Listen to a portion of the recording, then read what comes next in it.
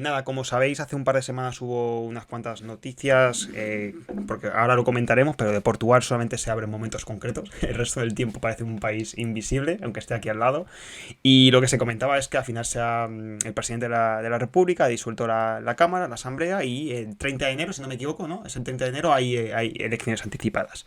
Así que, como no soy experto de Portugal, pues me he traído a unas cuantas personas que sí que saben bastante del tema, del país. Así que nada, os presento rápidamente. Si me dejo cosas del tintero, pues ahora lo complementáis vosotros y vosotras sin ningún problema. Empieza por Cintia de Benito, periodista por la agencia EFE en Lisboa desde 2017, que si no me equivoco, porque el otro día vi justo un hilo, te he traído al directo, pero creo que te vas ya de Portugal, ¿no? Sí, me he ido hace un par de semanas y ya estoy en Sevilla para hacer un máster, aprender un poquito más de comunicación política pues sí, 5 años en Portugal, llegué a mitad del 16 y hasta hace 2 semanas, la que ha sido, vamos, irse un poco con la bola de lava detrás, O pero sea, vamos. o sea, que te vas de Portugal, pero ¿podemos decir que Portugal se ha ido de ti? ¿O se va a quedar para siempre? No, no, lo pregunto por si la experiencia ha sido bonita y se va a quedar contigo un tiempo.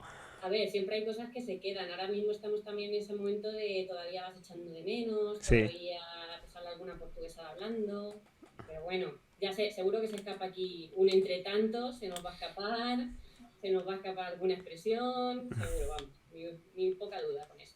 Vale, dicen en el chat que se te escucha un poco bajo. Yo lo escucho bien, los demás... Ahora escucho perfecto. Sí, ¿no? Sí. Pues no sé muy bien por qué puede ser, la verdad. Ni idea. No sé, a ver un momentito. Entrada de... Vale, a lo mejor soy yo, ¿eh? Que tengo que poner la entrada, o sea, la salida de audio como si fuese... vale, un momentito, no tarda nada. Vale. Vale, si podéis hablar un momentito, todos, cualquiera de vosotros. Hola. Hola. Hola. Vale, me vais diciendo, ¿vale? Es que creo que ya lo he corregido, pero bueno, seguimos. Vale, Aitor Hernández Morales, si no me equivoco, periodista en político, que creo que de los que estamos aquí leemos bastante. Estás ahora mismo en Bruselas, como has dicho antes, pero creo que has estado por media Europa, no sé si como corresponsal o viviendo. También, sí, Las dos cosas. estuve trabajando en España, en Portugal, en Roma un tiempo. En Portugal concretamente estuve entre el 2015 y el 2020. Bueno, a mí me tocó toda la llegada del gobierno Costa, Ujú. la primera etapa, que era la etapa de la Geringonza, y luego Sí. ya la segunda etapa cuando era gobierno en minoría, que básicamente acaba de acabar con esto.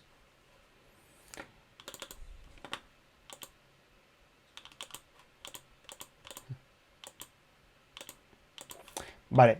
Entiendo que no hay ningún problema por el chat, así que seguimos. Si no, me podéis decir, ¿vale? Yo, por cierto, no sé si los demás, pero yo te conocí por los hilos que haces en Twitter, que muchas veces son en inglés, pero que son cosas súper interesantes.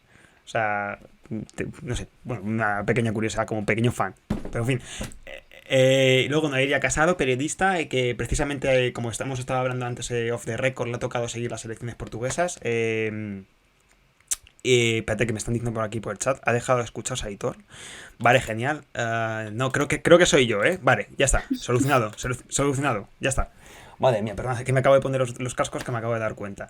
Eso, estaba diciendo que a Aitor ya se le escucha, ¿verdad? Me está diciendo que ha dejado de escuchar. Ah, Hola, no, hola. está por aquí Emilio Domenech. Vale, creo que. Ok, vale, perfecto. Pues ya está, Noelia, eso, periodista, diario.es, estás desde Madrid cubriendo las elecciones y nada, ¿qué tal? ¿Cómo estás? Muy bien, encantada de estar aquí. Que También muy bien. la más jovencita, hemos estado hablando antes de... Nos ha deprimido un poco, en fin. Y luego finalmente Emilio Ordiz, que todo un veterano en Twitch. No sé cuántos directos has hecho en el último año. No, en el último año no, en los últimos 2 meses alguno que otro con las elecciones alemanas. Yo voy cambiando de país. Como muy poca gente sabe, no te gusta la política ni te gusta hablar en No, Twitter no, nada. Estoy aquí obligado, de hecho. Estás obligado, ¿no? Tienes una persona detrás con una pistola apuntándote. Sí, prácticamente. Nada, eso, periodista también. Para que luego digan que solamente traigo a politólogos, creo que los cuatro sois periodistas, ¿no? Únicamente, no sé si tenéis alguna formación más. Yo tengo el doble ¿Doble D? de política y periodismo. Bueno, vale, pues vale, no estoy en minoría. Bueno, sí estoy en minoría, pero no tan en minoría. Y nada, el periodista 20 minutos, el orden mundial y nada. Y por sus hilos en Twitter, como he dicho, le conoceréis. Entonces, ¿hay alguno que se esté, entre comillas, desvirgando en Twitch? ¿Es vuestra primera vez alguno? en Twitch. En Eh, Twitch sí. sí, la mía Primera también. para mí y creo que para Cintia, exacto. Y Noelia, ¿no? O... No, yo estuve con las alemanas, también estuve con Emilia. Vale, o sea que, vale, pues genial. Pues bueno, un poco 50-50. Vale, si os parece un poco para romper el hielo, os pregunto que antes de entrar al tema que nos toca, ¿por qué Portugal? Me explico. Hace unas semanas, Ramón, ¿cómo era? Ramón Aymeric o Aymeric en La Vanguardia publicó un artículo muy interesante a raíz de la disolución y la convocatoria de elecciones anticipadas, donde hablaba de Portugal como una isla fantasma. Un país que es relativamente pequeño, vecino nuestro, que, bueno, nuestra historia ha tenido épocas de interrelación, ¿no? Era entre España y Portugal, Portugal-España, pero que es casi invisible para la opinión pública española y quizá me atrevería incluso para una parte importante de la europea. Solo aparece en momentos de crisis o de interés excepcional como la formación del gobierno de Costa en 2015, ¿no? La Gerigonza, o ahora con las elecciones anticipadas. Entonces, ¿por qué es interesante Portugal para vosotros? ¿Y por qué creéis, si así fuera, que quizás tendríamos que mirar más a nuestra izquierda? Y con nuestra izquierda lo que quiero decir es Portugal. O sea, ¿por qué creéis que se abre tan poco de Portugal? ¿Por qué es interesante para vosotros, si lo es? Y quizás por qué tendríamos que mirar a nuestra izquierda. Si, barra libre, si alguien quiere empezar un poco debate reflexivo previo.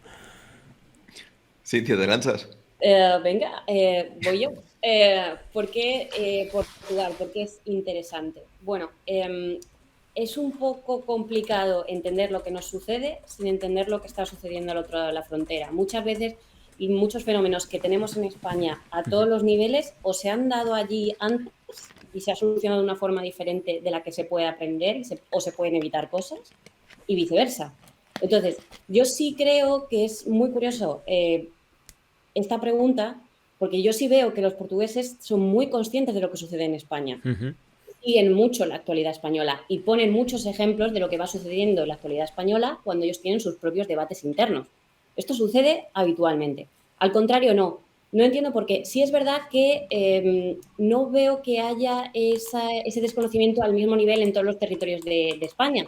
Por ejemplo, Galicia tiene un conocimiento muy profundo sobre lo que sucede en Portugal, Extremadura también, y varias zonas de Castilla y León por cuestiones obvias, ¿vale? Por cuestiones fronterizas, pero todo lo que sucede, y además ya no hablamos de política, o sea, en términos comerciales, de intercambio comercial, en términos económicos puros y duros, o sea, todo lo que sucede allí nos atañe y viceversa. Entonces, este es un poco el por qué está bien que entendamos lo que sucede, entendamos cómo son y también que nos quitemos un poquito de todos los prejuicios que traemos todos cuando miramos a Portugal y muchos, os sorprendería, se mantienen en gente muy joven, ¿vale? El país ha pegado un cambio espectacular en los últimos 40 años, igual que lo ha hecho España, pero nosotros seguimos con prejuicios ahí anclados al fondo de la cabeza. Entonces, uno de ellos, y lo comentaba en aquel hilo cuando me marché de Portugal, es pensar que somos muy parecidos. Bueno, no tanto. Somos culturas diferentes, ¿vale? Y entonces no reaccionamos a los problemas de la misma forma. Por eso, uno de los retos, y aquí Aitor lo sabe mejor incluso que yo, cuando tú tienes que contar Portugal para el público español, tienes que tener todo esto en la cabeza. O sea, una solución que ha funcionado en Portugal no tiene que funcionar en España de la misma forma. Un problema que esté sucediendo en Portugal no tiene siempre una equivalencia en el lado español. Y esto llama la atención muchas veces en términos culturales también y en soluciones políticas. Absolutamente. O sea, no puedo estar más de acuerdo con Cintia. Realmente es una cosa que tocando primero lo último que ha dicho, es muy importante entender que hay una cultura política en particular radicalmente distinta entre España y Portugal. Y sí es verdad que aunque el sistema portugués para nada es perfecto y tiene 1.000 millones de problemas y hay 1.000 millones de problemas políticos, sí es verdad que en una cosa que sí me parece muy llamativa es que en Portugal tiende a haber un poco más de sentido de Estado, con muchos asuntos y especialmente con crisis graves, que eso en España desafortunadamente falta y definitivamente ha faltado en los últimos 10 años. Entonces sí que es una cosa que ahí es muy difícil hacer la comparativa directa y decir, oye, esto funcionó en Portugal, por tanto lo vamos a copiar en España, porque es que hay tanta diferencia de fondo que realmente no funciona así. Y vaya, eso sin entrar ya en toda la dimensión del de la organización territorial del país y de todas las tensiones que siguen existiendo en España, que directamente es que no son factores en Portugal, no son factores a nivel serio. Pero más allá de eso, y volviendo a la pregunta original, creo que, como decía Cintia, hay un problema todavía de prejuicio muy, muy feo en España y muy triste. Y yo no sé si es una cosa histórica que sí es verdad que los portugueses siempre han estado mucho más expuestos a la realidad española porque están rodeados por España, entonces tampoco es que se pueden escapar, pero incluso diría que el interés que ellos muestran por nuestra política supera, por ejemplo, el interés que nosotros tenemos en la política francesa. O sea, tú puedes hablar con un portugués medio y ese portugués medio sabe perfectamente bien quién es el presidente del gobierno de España, te puede hablar un poco sobre la dinámica política, o sea, tienen cualquier idea, hasta el punto que yo en una tasca, recuerdo hace unos años, una tasca, un camarero cualquiera me hizo una broma sobre Casado, que dijo, Casado es mentiroso porque no tiene mujer, que me quedé así diciendo, este señor, ¿por qué sabe quién es el nombre del líder de la oposición? Que eso, se lo preguntas a un español medio, primero, dudo que te pueda decir quién es el líder de la oposición en Francia y mucho menos en Portugal. Entonces, creo que hay una diferencia fundamental que luego es muy triste, porque como decía Cintia, o sea, yo recuerdo la primera vez que yo fui a Portugal como adulto, que fui con mi entonces pareja en 2012, preparándonos para cruzar la frontera en Badajoz, este chaval se giró a mí y me dijo, oye, te tienes que preparar ahora porque vamos a cruzar a Portugal y probablemente vamos a encontrarnos estilo burros por las calles, va a ser como todo muy, muy atrasado. Dios. Y mentira, o sea, la autopista era 1000 veces mejor que la que habíamos atravesado entre Madrid y Badajoz. Claro, sobre todo en Badajoz. Entonces, es una cosa que yo me he topado con ese tipo de perspectiva muchas veces y te das cuenta que sigue esa mentalidad a la antigua de Portugal, el país donde te venden las toallas, de la señora bigotuda y tal, que dices, vamos a ver, o sea, esta gente, primero, un respeto simplemente porque son tus vecinos y porque eso es una forma terrible de estar mirando a la gente, pero es que aparte el portugués medio le da 1000 vueltas a un español con el tema de los idiomas. Entonces son cosas ahí que es un poco como menos mirar por encima del hombro y un poco mirar el sistema que ellos tienen, porque sí hay muchas cosas que se pueden copiar. Ahora bien, se tiene que evitar la tentación de hablar de Portugal como si es una panacea. O sea, la cantidad de gente que durante los 5 años que yo he estado ahí me han dicho que maravilla Portugal, el paraíso de la izquierda, y dices, pero bueno, vamos a ver, o sea, es que tampoco, o sea, las cosas se tienen que mirar con mucho cuidado, porque entras a un hospital público portugués y te digo yo que o sea, en Lisboa a mí me daban ganas de tener la sanidad pública que yo tenía en Madrid. Entonces, todo esto del milagro de la izquierda portuguesa, tal, se tiene que tomar con el granito de arena y también entendiendo que, insisto, son países diferentes, países hermanos, pero no son el mismo país, no son las mismas fórmulas y que requieren un análisis un poco más profundo que el análisis bastante superficial que se ha hecho en los medios españoles históricos. En parte, y aquí ya termino para dejar a los otros, el gran problema es, Cintia y yo éramos parte de una quinta de tal vez 7 periodistas españoles en el punto más alto. Entonces, durante mucho tiempo hay muchísimos diarios españoles que no tienen corresponsales en Portugal y así no hay forma de cubrir un país. O sea, si tú no estás sobre el territorio, no hay forma. Y con todo el cariño y el merecido reconocimiento a la labor que hace EFE, o sea, nosotros no podemos estar dependiendo exclusivamente de una agencia de noticias para cubrir un país. Tiene que haber una profundidad que simplemente no se le permite al periodista de agencia, porque Cintia estaba cubriendo 20 temas en cada momento. Entonces, es una cosa que de esa manera tienes una idea general de lo que está pasando, pero la profundidad que se requiere para entender estos temas a fondo realmente no lo tenemos en los medios españoles. Y es una lástima. Es una lástima porque sí es verdad que con muchos de estos temas sí servirían, por lo menos, no digo para copiar el modelo portugués, pero sí para decir por qué es que nosotros lo estamos haciendo de otra manera y muchas veces de una manera tan mala. ¿Corroboráis esto, Emilio y Noelia, esta especie de perspectiva, ¿no? Desde España lo vemos siempre con superioridad o... y añado aquí unos cuantos comentarios que está comentando un montón la gente. Dice José, por ejemplo, voy dejando cosas encima de la mesa. Sí. Dice José, ¿pueden deberse las diferencias a la salida de los dos países de su dictadura, revolución versus reforma? Dice por aquí un portugués que intento traducirlo porque está en portugués, que sobre lo que estaba comentando Aitor, que ellos hablan mucho en términos comparativos con España, sobre todo para comparar nivel de vida y salarios, ¿no? Precios, impuestos, carburante. Y dice aquí Pedro, como portugués, muy de acuerdo con Aitor, cuando voy a Portugal a ver a mi familia, ellos miran con mucha admiración y cariño a España. No sé, Noelia y Emilio, si queréis comentar algo de esto. Yo creo que, o sea, suscribo lo que han dicho tanto Cintia como Aitor, y me lo llevo un poco a mi terreno, ¿no? Que es la Unión Europea. Para mí es uno de los grandes, digamos, marginados dentro de la Unión Europea. Cuando se habla del sur de Europa siempre se habla de Grecia, de España y de Italia. Sí. En cambio, nadie mete a Portugal en ese grupo, cuando en realidad Portugal, por ejemplo, ahora mismo tiene el mayor índice de vacunación contra la COVID de toda la Unión Europea. Y no se le da el suficiente protagonismo. Como no es si queréis, un Big Three, no es Italia, no es Francia, no es Alemania, lo tenemos ahí un poco apartado informativamente, políticamente, si queréis, también.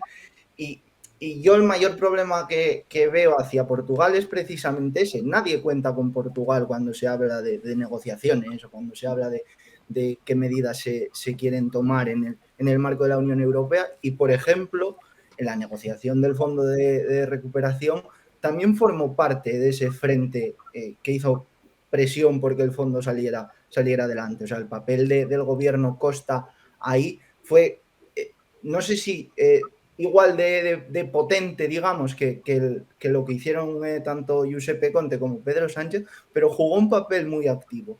¿Qué quiero decir con esto? Que yo creo que esa, no sé, sí, marginación o infravaloración de Portugal no se da solo desde España hacia Portugal, sino también en el contexto europeo. Y luego en la vinculación España-Portugal, evidentemente hay un rechazo. El discurso español hacia Portugal a mí me resulta rancio, ¿no? Y hay que decir que, para empezar, entramos a la vez en la Unión Europea, por ir a lo más simple. Y en cambio vemos a Portugal como, bueno, pues están ahí, no parece que no molestan mucho, no son mediáticos, y yo creo que juegan un papel mucho más importante del que creemos y del que hacemos ver. Entonces, bueno, yo creo que, respondiendo ya a la pregunta, ¿por qué Portugal? Precisamente por esto, por sacar la cabeza de Portugal en los debates europeos y en los debates, si queréis, bidireccionales entre España y Portugal. Yo creo que eso lo tenemos en nuestro debe. Eso. ¿Noé? Bueno, pues yo la verdad que estoy bastante de acuerdo con lo que habéis comentado.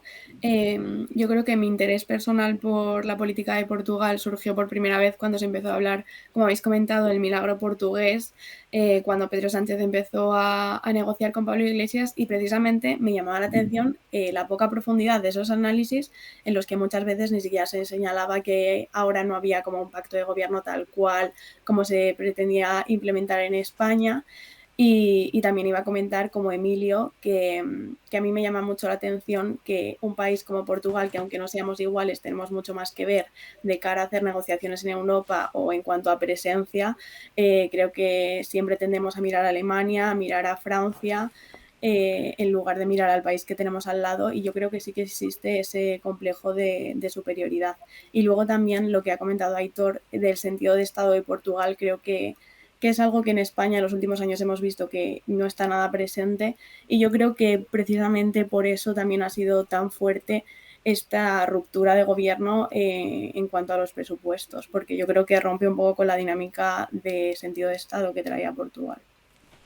Vale, pues mira, ya entramos en harina directamente, que ha terminado Noé justo con la parte que vamos a entrar ahora. Vale, aprovecho vuestra profesión para la siguiente pregunta. Imaginad que tenéis que escribir una crónica, que seguramente la hayáis hecho de alguna forma u otra, para que todo el mundo, digamos, entienda lo que ha pasado en Portugal estas semanas. O, por ejemplo, un amigo o una amiga os pregunta qué leches ha pasado, que por qué estamos otra vez hablando de Portugal cuando parece que iba todo tan bien, ¿no? Era el milagro de la izquierda, de los fondos de recuperación.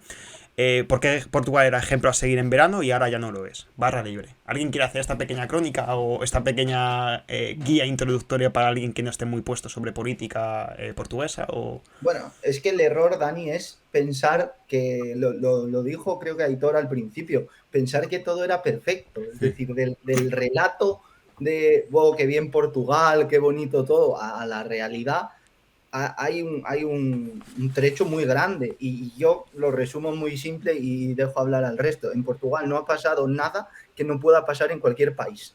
Es decir, fricciones políticas, partidos que no se ponen de acuerdo, presupuestos que no salen, elecciones.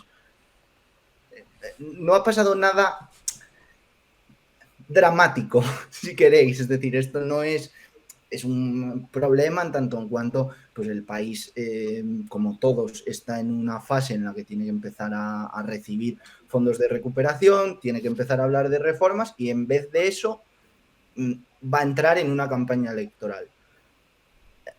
Nada distinto más allá de eso a algo que podría pasar en cualquier país. Es verdad, como ha dicho ahora lo último Noelia, que bueno, se deshace un poco ese aura del sentido de Estado portugués porque no estábamos acostumbrados a este tipo de situaciones en el país, pero no, yo no lo enmarcaría en nada especialmente eso, grave o dramático.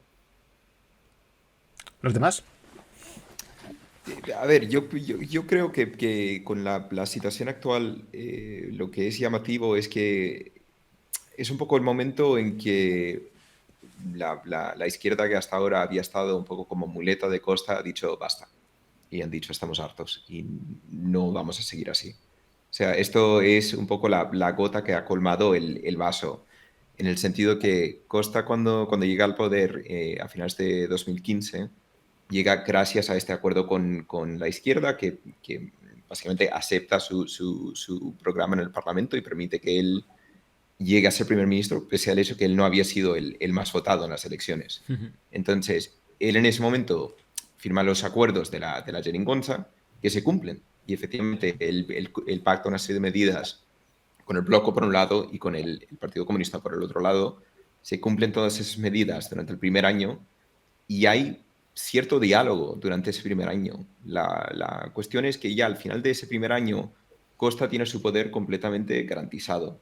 Es un momento en el que hay un boom del turismo brutal en Portugal, van subiendo las fortunas del país y él se da cuenta que ahí ya él realmente no necesita a los partidos amigos de la izquierda, a los aliados, pero a la vez él puede seguir gobernando en ese ámbito general. Creo que con cada año que ha pasado, él y su gobierno se han sentido mucho más cómodos en hacer lo que les da la gana con esta idea de, bueno, es que a vosotros no os queda otra opción, o me apoyáis o ya está. Entonces ha sido un poco el gobierno de las lentejas. Entonces, sistemáticamente, o las tomas o las dejas, pues al final estos han dicho, mira, estamos hartos. Y esto va muy relacionado también al desgaste electoral que ha tenido esta pseudo alianza. O sea, con cada año que ha pasado, los feudos históricos del Partido Comunista se han ido han ido cayéndose, con los socialistas, por lo general, conquistando estos pueblos. Por el otro lado, el bloque de izquierda acaba de sufrir su peor derrota en las últimas municipales. Entonces, creo que ellos se han dado cuenta que es un ejecutivo que no tiene el menor interés en negociar nada con ellos. Directamente no se ven reflejados en estos últimos presupuestos, pero también en los anteriores. Y encima que les está quitando electorado. Entonces han dicho, mira, tío, hasta aquí hemos llegado. Pero vaya, creo que es simbólico de esa situación y yo discreparía un poco con Emilio en el sentido que sí creo que es significante cara a lo que va a pasar ahora en el futuro. Porque si las encuestas son creíbles y Costa termina ganando las próximas elecciones, pero en minoría de nuevo, nos encontramos con una situación en que a finales del invierno Costa volverá a presentar unos presupuestos y ahí la izquierda va a tener que decidir si los apoya o no, y ahí a ver qué pasa. Porque si Costa no consigue los apoyos ni por parte de la izquierda ni por parte de la derecha, ¿qué hacemos? Otras elecciones, en cuyo caso Portugal pasa de ser el país estable de la izquierda a convertirse en España. Entonces... Pero no nos adelantemos con el futuro. No nos adelantemos. Pero diría que, para resumir lo que decía antes, diría que este momento es simbólico de eso, del punto donde la izquierda se ha hartado y ha dicho, mira, basta. Ya concretamente con los temas del presupuesto, si quieres, Cintia, ¿por qué no? Porque tú lo cubriste justo ahora, porque no les cuento. Yo creería también que es importante destacar el trato personal. Yo creo que en aquella primera legislatura sí hubo una voluntad, también es verdad que estaban esos pactos firmados y había menos margen de maniobra para hacer lo que se quería, pero a mí, y en una frase, también es importante recordar el contexto en el que la Geringonça llega, y es un poco, viene por parte de la oposición, viene ahí el diablo, no vamos a sacar las cuentas, no nos van a creer en Bruselas. Y durante esa primera legislatura, la obsesión, porque yo diría que esto fue una obsesión, de Antonio Costa fue ser creíble en Bruselas. Fue decir, yo tengo mi pacto con comunistas y con el bloco, pero esto no significa que seamos radicales, os vamos a entregar las cuentas como queréis que estén las cuentas. Bueno, o sea, el resultado está a la vista y no se dice milagro por nada, el resultado está a la vista. Es verdad que las cuentas macro fueron fantásticas. ¿Qué ocurre? Cuando esto se asegura, cuando la imagen de Portugal va girando poquito a poco en Bruselas, recordemos que Mario Centeno fue presidente del Eurogrupo, Mario Centeno que llevó las finanzas del país durante aquellos años de Geringonça, o sea, no estamos hablando de poca cosa. Entonces, cuando el mejor alumno se convierte en presidente del Eurogrupo, cuando Costa es visto también en una órbita europea como el hombre fuerte, el que ha evitado que aquello se descontrolara, pues él también se ve con una cuota de poder adicional. Y entonces empieza a decir, pues lo que comentaba Aitor, entonces empieza a decir, bueno, vosotros estáis en una representación bastante inferior a la que tenemos los socialistas y este es el acuerdo. Cuando llega a las elecciones del 19, él se lo juega todo a la carta de la mayoría absoluta. Él busca la mayoría absoluta como sea. Esto no sucede porque Portugal, igual que España, igual que otros países de la Unión Europea, o sea, en la época de las mayorías absolutas, parece que la estamos despidiendo para siempre. Y entonces llega el momento de volver a acordar. Y aquello ya se convierte en un tropezón, si queréis. O sea, aquello es una cosa que no entraba mucho en el cálculo electoral. Y se llega a la primera piedra de lo que pasó hace un par de semanas. Esta vez no firmamos los acuerdos. Esta vez, según me interese, hoy salgo con el bloco y mañana me peleo con el bloco y salgo con los comunistas. Y dependiendo de lo que yo vote, entonces, ¿qué pasó? Esto en la práctica, y es muy importante, yo creo que también entender los feos que se fueron haciendo a partir del 19, ¿vale? Porque cuando ya con quien te ha apoyado durante 4 años ya no quiero firmar nada contigo y ya veré si me interesa hablar contigo o con los comunistas o con el bloco según, pues esos son feos que se van acumulando, ¿vale? ¿Y eso qué ocurre? Pues que el bloco primero y después los comunistas se ven entre la espada y la pared, entre ese sentido de Estado que tienen. Claramente los comunistas en esto son maestros, ese sentido de Estado que tienen y al mismo tiempo, oye, aquí me están comiendo la tostada, y me están comiendo la tostada y me llaman cuando él quiere y me hace feos. Y empezaron a haber señales de que esto iba a ocurrir. O sea, lo que ocurrió hace 2 semanas es un poco algo que se veía venir desde hace 1 año y medio largo, cuando los antiguos aliados empiezan a votar en el mismo sentido que incluso los conservadores en algunas cuestiones y se forma lo que se bautiza como coalición negativa. ¿Y qué era la coalición negativa? Pues todos contra los socialistas, que como no tienen la mayoría en el Parlamento, pues eso es lo que hay. Y fueron dando recaditos. Y uno de ellos, voy a contar 2 que creo que son muy ilustrativos. Uno fue para impulsar mejores condiciones para los profesores. Profesores y sanitarios puede que sean 2 de las profesiones más maltratadas en los últimos años en Portugal. Entonces se unieron para mejorar las condiciones. Costa amenazó con dimitir si aquello pasaba. Aquello fue el primer aviso serio. Y el último serio lo hemos tenido justo durante la pandemia, cuando todo el hemiciclo, salvo los socialistas, se unen para apoyar una subida extraordinaria de las ayudas dadas durante la pandemia.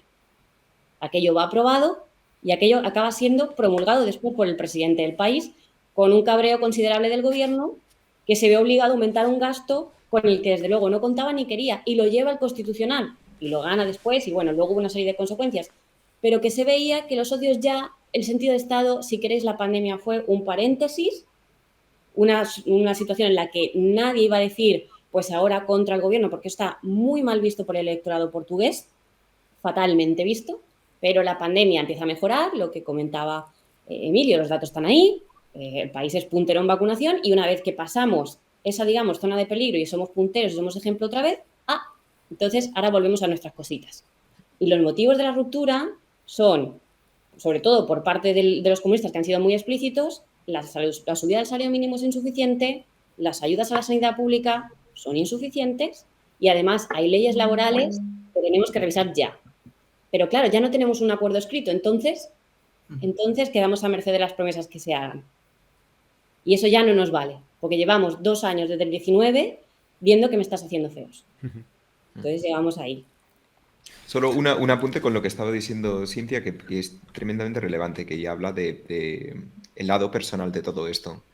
Sí. Costa perdió una herramienta brutal en su gobierno en la figura de Centeno cuando Centeno se marchó. O sea, Centeno fue una persona que personalmente negoció los pactos de la Geringonça y que era un señor que es que la gente te lo decían, es que se sienta contigo para hablarlo.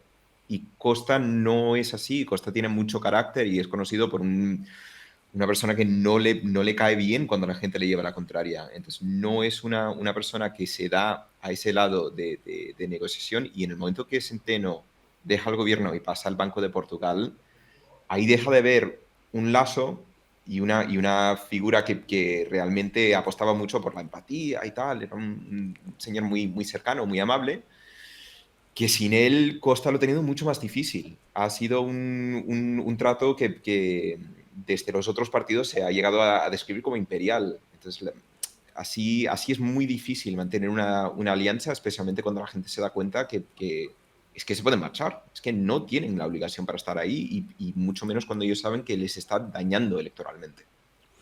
Noé, ¿quieres añadir algo? Y dejo aquí una pregunta también que nos están haciendo, que un montón de preguntas. Voy a intentar meterlas cuando corresponda, pero por ejemplo aquí hay una que dice: ¿cuál es el papel del presidente de la República en la repetición electoral reciente?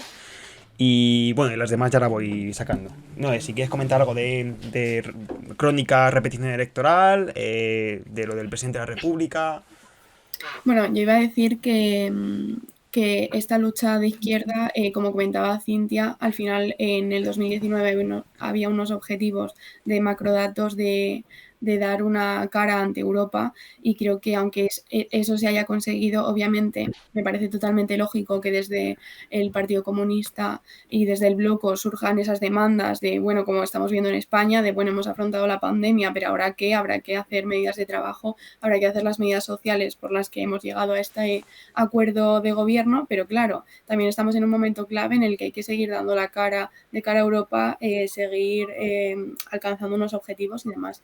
Entonces, yo creo que una parte muy interesante de la campaña va a ser ver cuál va a ser la posición de estos partidos de cara al apoyo a los socialistas, que en principio van en primer lugar, porque a mí me llama mucho la atención cuál va a ser la decisión de los portugueses, si van a optar por un voto más pragmático de apoyar directamente al Partido Socialista por lo que pueda pasar, o estos partidos van a conseguir defender sus demandas concretas.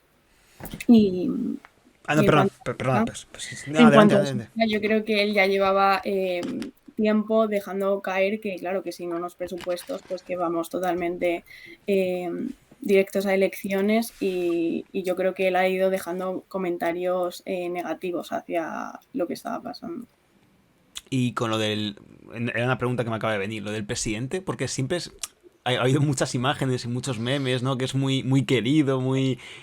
Cuando lo de la repetición electoral le siguieron las cámaras, se cayó un cámara, se preocupó por el cámara, luego sacando dinero. ¿Qué papel ha jugado en la repetición electoral a nivel institucional y un poco también a nivel de calle, ¿no? No sé si podéis comentar algo. Sí, te tiras tú, pero... Es que te vi con la sonrisa y sé que te encanta el tema de Marcelo. Marcelo es la última rockstar de Portugal. La rockstar más longeva, ¿no? O sea. Sí, bueno, entonces quizá por esa regla la primera rockstar. Marcelo ahora mismo te salva unos bañistas en la playa un verano, que va al supermercado en Bermudas, o sea, y a sacar dinero en medio de la mayor crisis que ha vivido Portugal en los últimos años, va al cajero, ¿vale? O sea, Marcelo es ciudadano Marcelo y pues ya está. Y se hace selfies con todo el mundo. Entonces, ¿cuál es el papel del presidente de Portugal? Bueno, ha sido muy criticado, ¿eh? También tenemos que decir que Marcelo tiene estas salidas, estas marceladas que nos gustan mucho a todos, pero que también es una figura que genera un poquito de controversia porque muchos dicen, oiga, el jefe de Estado debería tener un perfil un poco más comedido, ¿no? Y luego otros que dicen que son estas marceladas las que le han llevado al éxito. Entonces, en esta crisis, ¿qué ha sucedido? Bueno, cuando se veía que la negociación de los presupuestos iba mal, que esto fue más o menos alrededor de principios de octubre realmente, que se veía que las cosas estaban encallando un poco y que esta vez las amenazas y los desencuentros iban en serio, pues él tiró un órdago, ¿vale? Y el órdago del presidente fue, si no hay presupuesto, disuelvo Cámara y nos vamos a elecciones.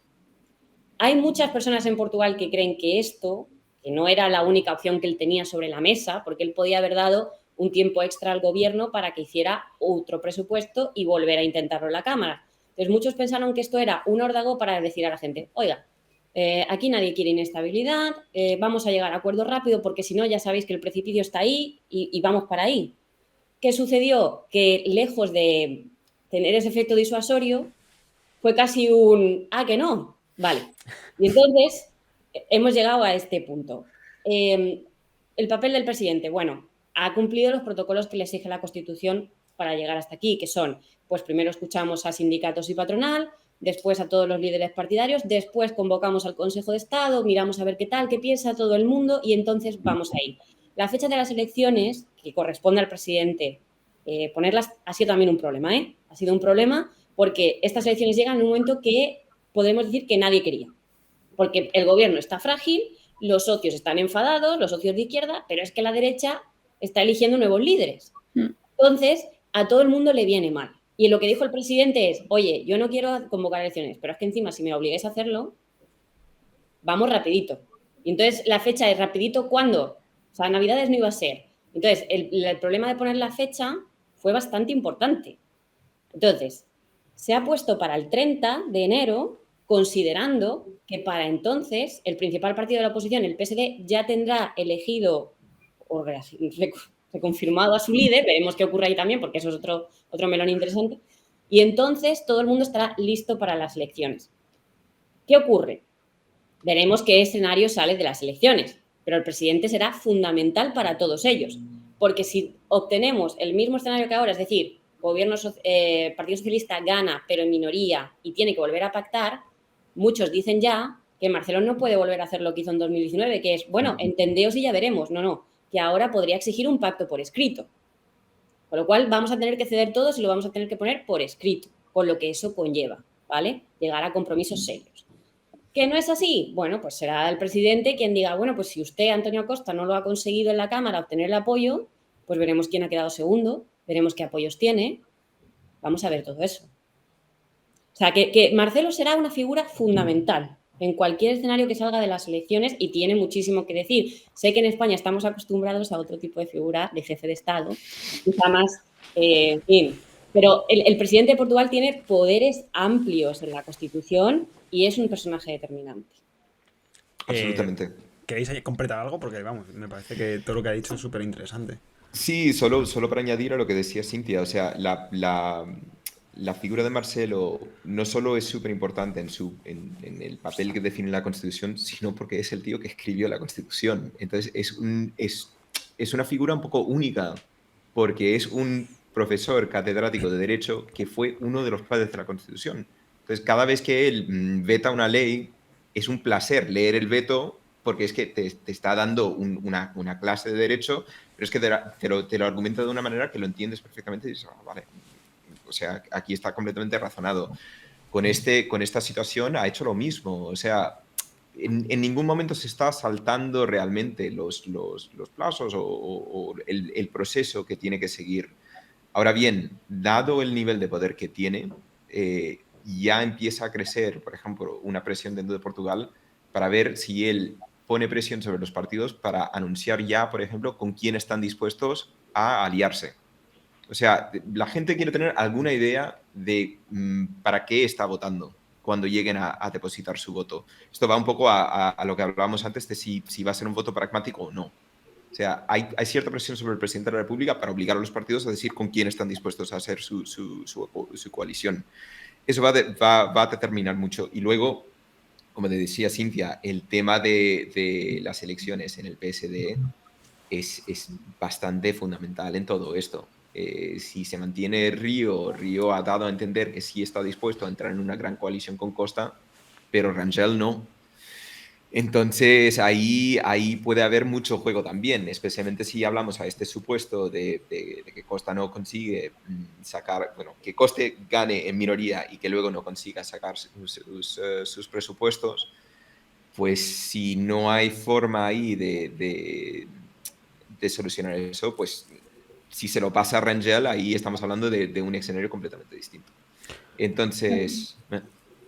También yo creo que el escenario podría cambiar muchísimo si, como dice Cintia, Costa no consigue reunir los apoyos y entonces el jefe de Estado tiene que ir al partido que haya quedado en segundo lugar.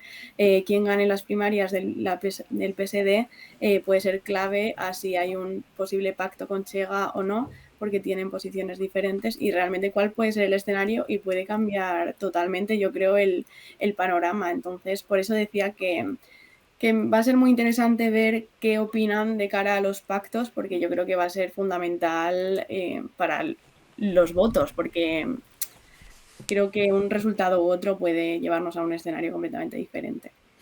Vale, antes de entrar a partido por partido, y ahora sí que es Emilio, contestas tú el primero. Ha salido ya el tema, el debate, pero ¿creéis que en términos generales, en el sentido de estabilidad política, recuperación económica, proyección internacional, los gobiernos de Costa desde el 2015 han sido eficaces? La fórmula de competición entre las izquierdas, pero al mismo tiempo de entendimiento, aunque con roces, ¿creéis que desde fuera ha funcionado? Costa yo creo que ha sido un gobernante completamente business friendly. Entonces ahí ha dado absolutamente igual el partnership, la alianza esta suelta con el Partido Comunista o con el bloque de izquierda. El primer año hubo mucho nerviosismo y hubo un escepticismo absoluto por parte del lado financiero y por eso creo que hubo una apuesta tan fuerte por Centeno. Y Centeno básicamente se convirtió en un virrey dentro del gobierno que controlaba perfectamente las cuentas y estaba ahí un poco como garante. ¿Puedes explicar, Aitor, para la gente Centeno quién era? Así rápidamente. Perdóname. Mario Centeno era el ministro de Finanzas y fue un señor que en sus primeras visitas a Bruselas, es verdad que en el Eurogrupo le trataban como un apestado, porque era todo el mundo pensaba que este señor iba a ser como una especie de... Varoufakis. Gracias, de Varoufakis. Y todo lo contrario, Centeno llegó muy amable, habló con todos y el caso clave era el ministro de Finanzas alemán que empezó, insisto, con un escepticismo absoluto. Ya al llegar el verano hablaba de Centeno como el Ronaldo del Eurogrupo. Entonces era una cosa que Centeno llegaba ahí un poco para decir, sí, vale, que tenemos este pacto con los comunistas y los bloquistas, pero tranquilos, que nosotros aquí, nuestro objetivo es el tema del déficit y luego crear las condiciones aquí para que vengan todos los que quieren hacer negocios en Portugal. Entonces, en ese sentido, los gobiernos de Antonio Costa han coincidido primero con ese mensaje muy claro que Portugal es open for business y vamos a dar mejores condiciones a los extranjeros que a los propios portugueses que quieran invertir en el país. Pero ya más allá de eso, creo que el gobierno Costa tuvo una suerte brutal porque coincidió con un boom del turismo que simplemente Portugal se convirtió en un país muy sexy durante ese tiempo. O sea, lo de tener a Madonna mudándose a Portugal era publicidad impagable. Era una cosa que decías, pero esta señora ha aparecido aquí. Hubo una temporada en que no hacíamos otra cosa que escribir sobre quién se venía a vivir. Mónica Bellucci, Michael Fassbender, todo el mundo comprando casa. De pronto Madonna, hubo un boom ahí que fue claro. Dicen por aquí por el chat que fue una especie de Calviño. Centeno. Ya quisiera Calviño. O sea, el problema fue eso. Hay gente como mala leche por aquí. No. Sí, Calviño me parece una gran profesional en todo el sentido y aparte en Bruselas, por ejemplo, es muy querida porque es una clásica de la comisión. Ahora bien, creo que ahí tenéis un ejemplo muy bueno de cómo Sánchez intentó copiar el playbook portugués, puso una clásica de Bruselas, una figura completamente institucional, una figura que en principio tendría el caché para poder subir y decir, oye, vale que estamos aquí en un gobierno de coalición con Podemos, pero nosotros aquí somos, o sea, los buenos estudiantes. Y sin embargo, ella no tuvo el éxito que tuvo Centeno. O sea, Centeno tuvo ahí cierta facilidad y tal. Puede ser una cuestión de personalidad, puede ser simplemente que mira, que en el Eurogrupo han dicho, ya le dimos un turno a uno de los ibéricos, por tanto, espérate un rato. Pero Calviño no ha tenido la suerte que tuvo Centeno. Centeno entró y era algo que quedó bien en ese momento, especialmente porque esto ya venía después de la época de Dijsselbloem, del ministro de Finanzas holandés, que estaba presidiendo el Eurogrupo y es que metía la pata constantemente con sus comentarios de los europeos que gastan el dinero en vino y mujeres y tal. Y era como, venga, vamos a dárselo a Centeno, que es un señor muy responsable, es portugués, es muy majo, y ya está. Eso finalmente fue ese momento. Creo que Calviño ha llegado un poco tarde. No ha podido disfrutar del mismo éxito. Emilio, ¿qué piensas? No, justo, iba a tirar un poco por ahí, ¿no? O sea, Sánchez con Calviño, no me gusta hacer comparaciones entre países, pero es que esta es inevitable. Sánchez con Calviño pretende hacer exactamente lo que hizo Costa con Centeno. Le sale mal, pues un poco por lo que dice Aitor, porque en las cuestiones de la elección del presidente del Eurogrupo tienes que caer de pie. Centeno cayó de pie, Calviño no, y España perdió esa oportunidad.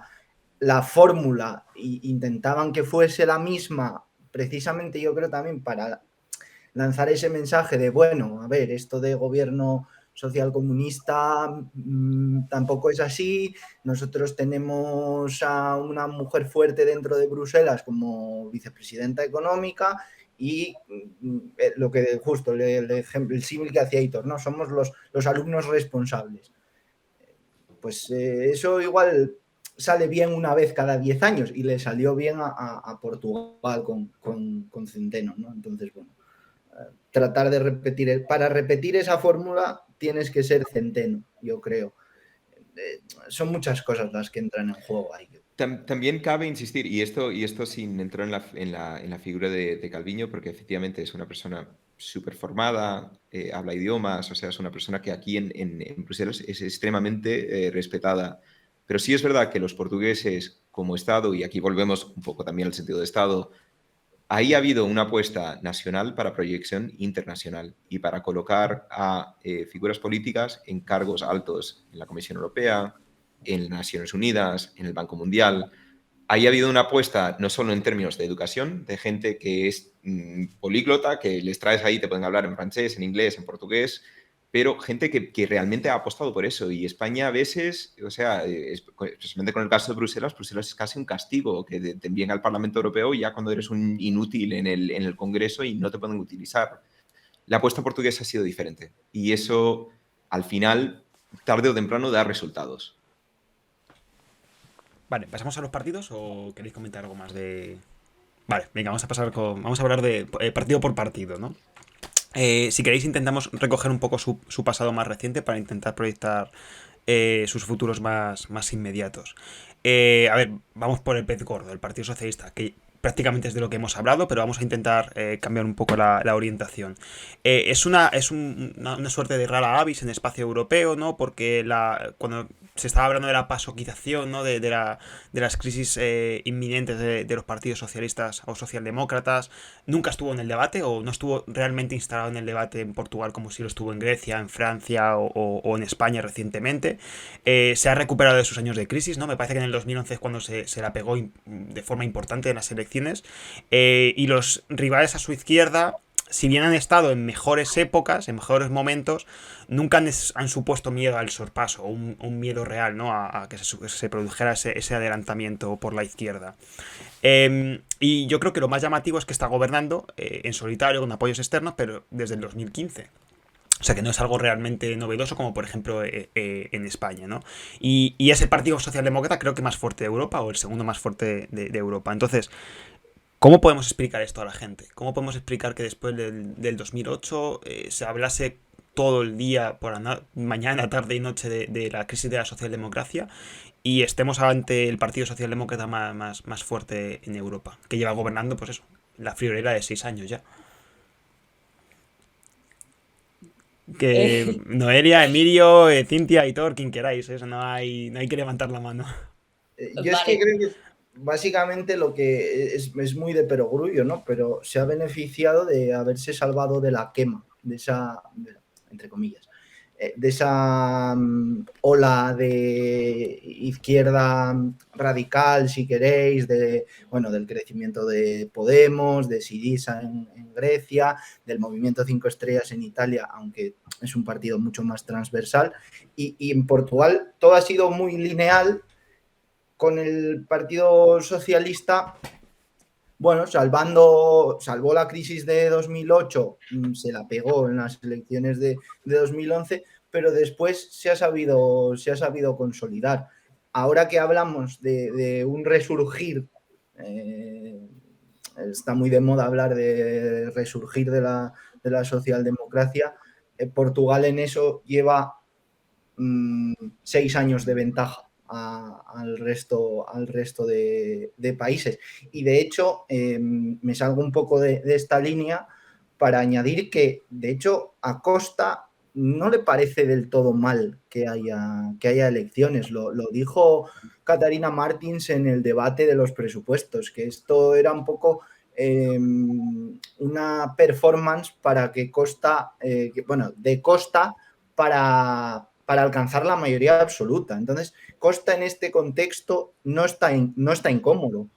El gobierno está débil, sí, pero el partido sigue fuerte, sigue favorito en las encuestas. Yo personalmente creo que no va a llegar a la mayoría absoluta por muchos motivos, porque como decía Cintia antes, yo creo que esa época ya se ha quedado atrás, pero se ven fuertes y es que en realidad lo están. Son un partido con sus errores y con sus cosas y con un líder mediáticamente mejor enseñado de lo que realmente es. No es un líder tan carismático. Yo creo que se cabrea con facilidad, creo que lo decía antes Aitor. Tiene un pronto que te echa para atrás en muchos momentos, ¿no?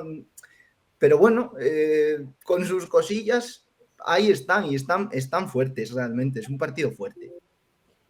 Yo creo que el caso de los socialistas es uno de los más fascinantes, solo mirando la historia reciente. ¿Por qué?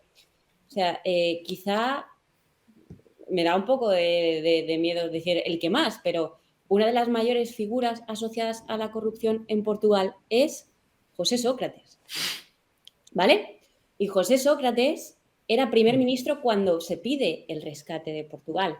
O sea, digo esto para que quede un poco claro que todo apuntaba a que la asociación corrupción más rescate iba a ir asociada al Partido Socialista. Sí. ¿Qué sucede? Pues que no es así. ¿Y por qué? Porque el gobierno que viene después es el de Pasos. Y al que le toca aplicar es el de Pasos. Con lo cual, en la mentalidad portuguesa, los años de penurias, recortes, ajustes y apretarse el cinturón y ya no había agujeros en el cinturón, son los de Pasos, son los del PSD. Que es un poco lo que pasa en España también. Y entonces es una imagen de la que el PSD aún no se ha recuperado completamente. Está saliendo, pero aún no se ha recuperado completamente. Digo está saliendo por lo que ha pasado en las municipales con Lisboa, y tenemos ahí a Moedas, que es un factor importantísimo de cara a estas generales, y no sé si tendremos tiempo para comentarlo más tarde. Pero bueno, entonces, toda esa imagen cambia cuando llega a Costa, y Costa dice, yo voy a ser candidato.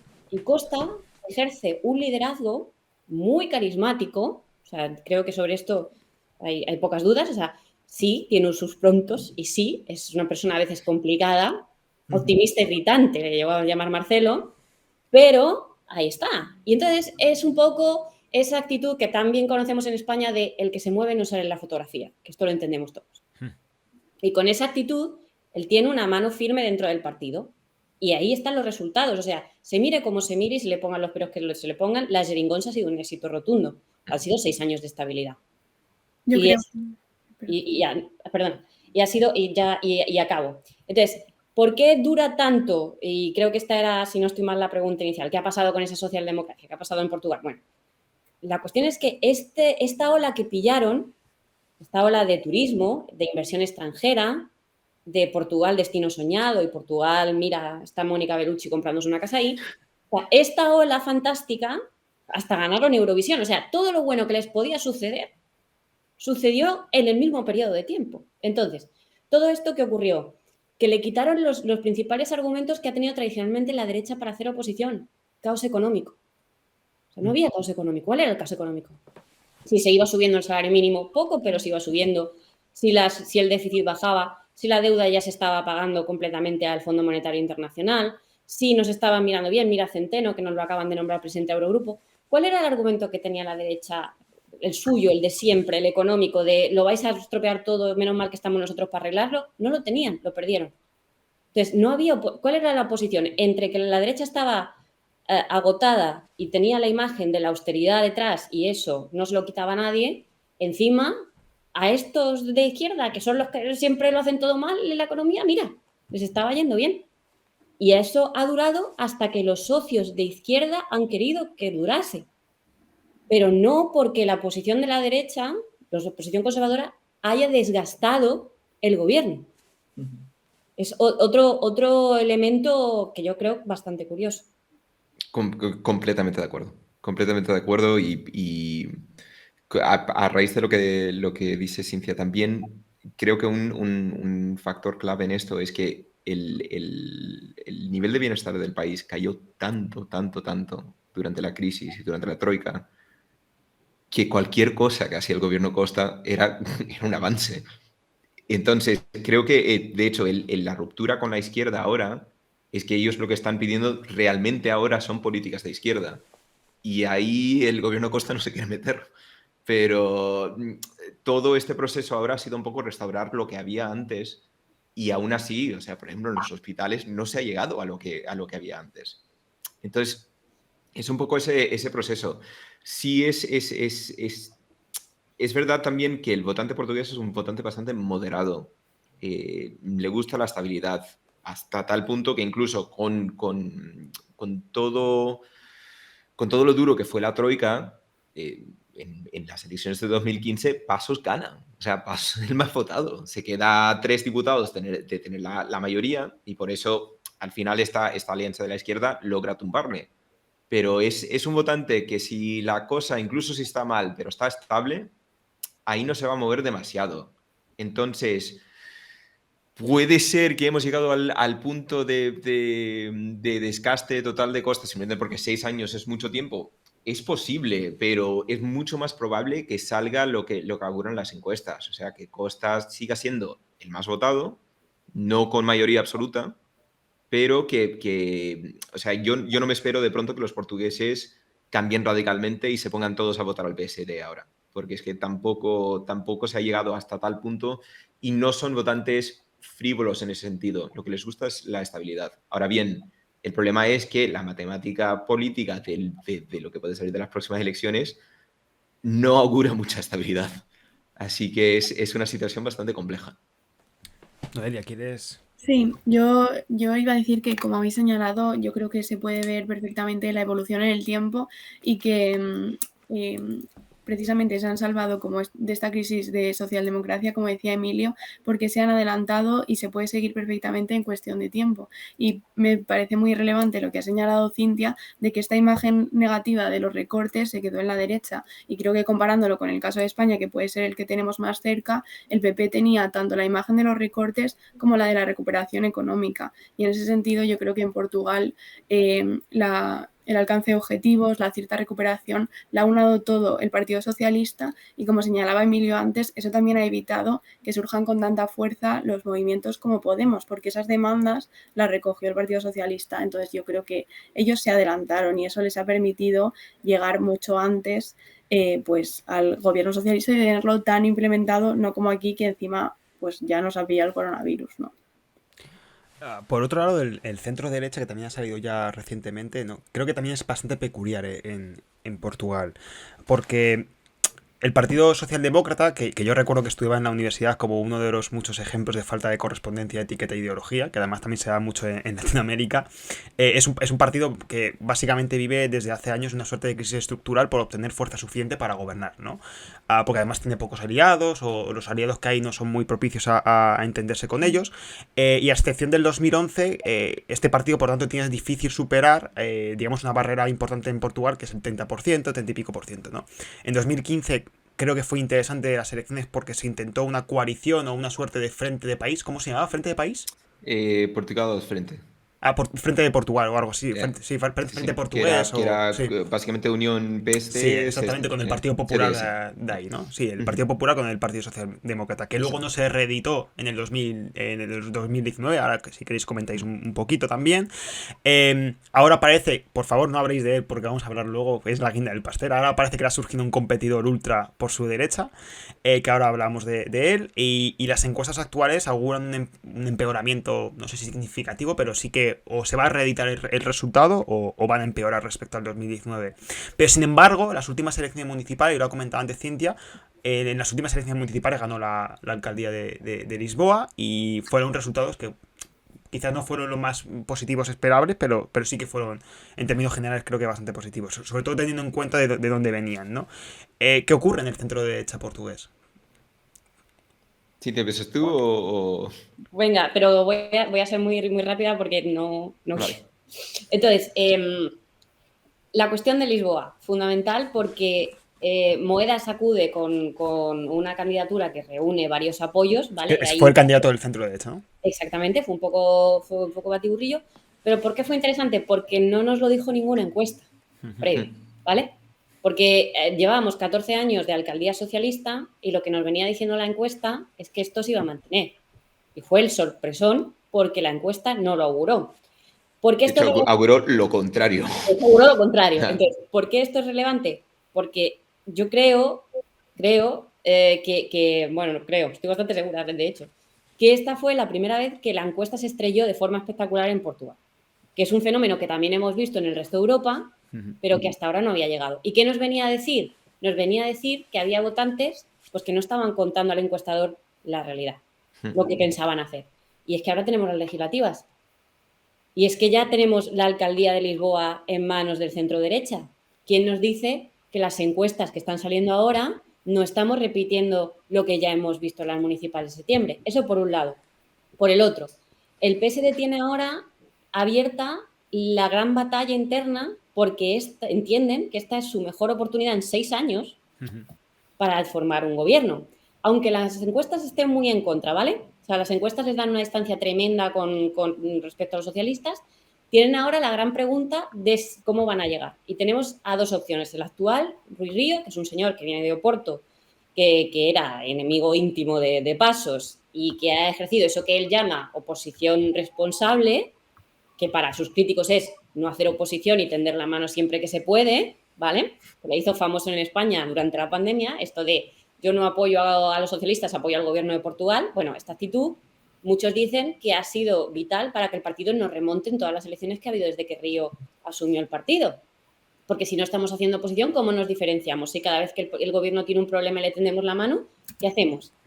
Entonces, frente a esta opción está Ruiz Rangel, que se van a enfrentar ahora a finales de este mes a ver quién se hace con la rienda del partido, y el discurso de él es totalmente diferente. El discurso de él es nosotros vamos a ganar y vamos a ganar con mayoría absoluta. O sea, creyéndose de entrada el mensaje, aunque tenga la encuesta que le está diciendo que usted no va a ninguna parte.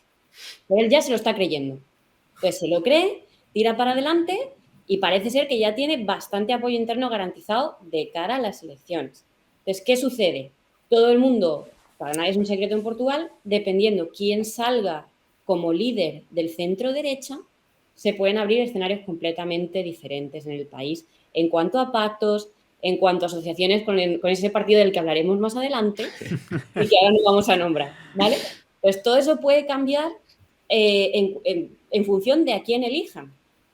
Y aquí la pregunta que se tiene que hacer los militantes del centro derecha es, ¿vamos a ir con esta estrategia de somos un partido de Estado que tiende la mano o vamos a salir a ganar con todas las de la ley.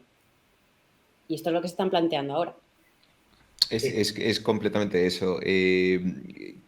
Con el caso portugués, y es curioso porque alguien lo mencionó antes con el tema de la dictadura. En Portugal hubo una revolución y así se acabó el régimen. Y aunque efectivamente han llegado a haber periodos donde tienes primeros ministros de la derecha, en Portugal para nada es guay ser la derecha y no es una cosa que está bien vista y nadie le dice, o sea, tal vez en grupos de élites o entre grupos de pijos de Cascais, tal vez ahí digan orgullosamente que son votantes ni del PSD, probablemente sería más del CDS.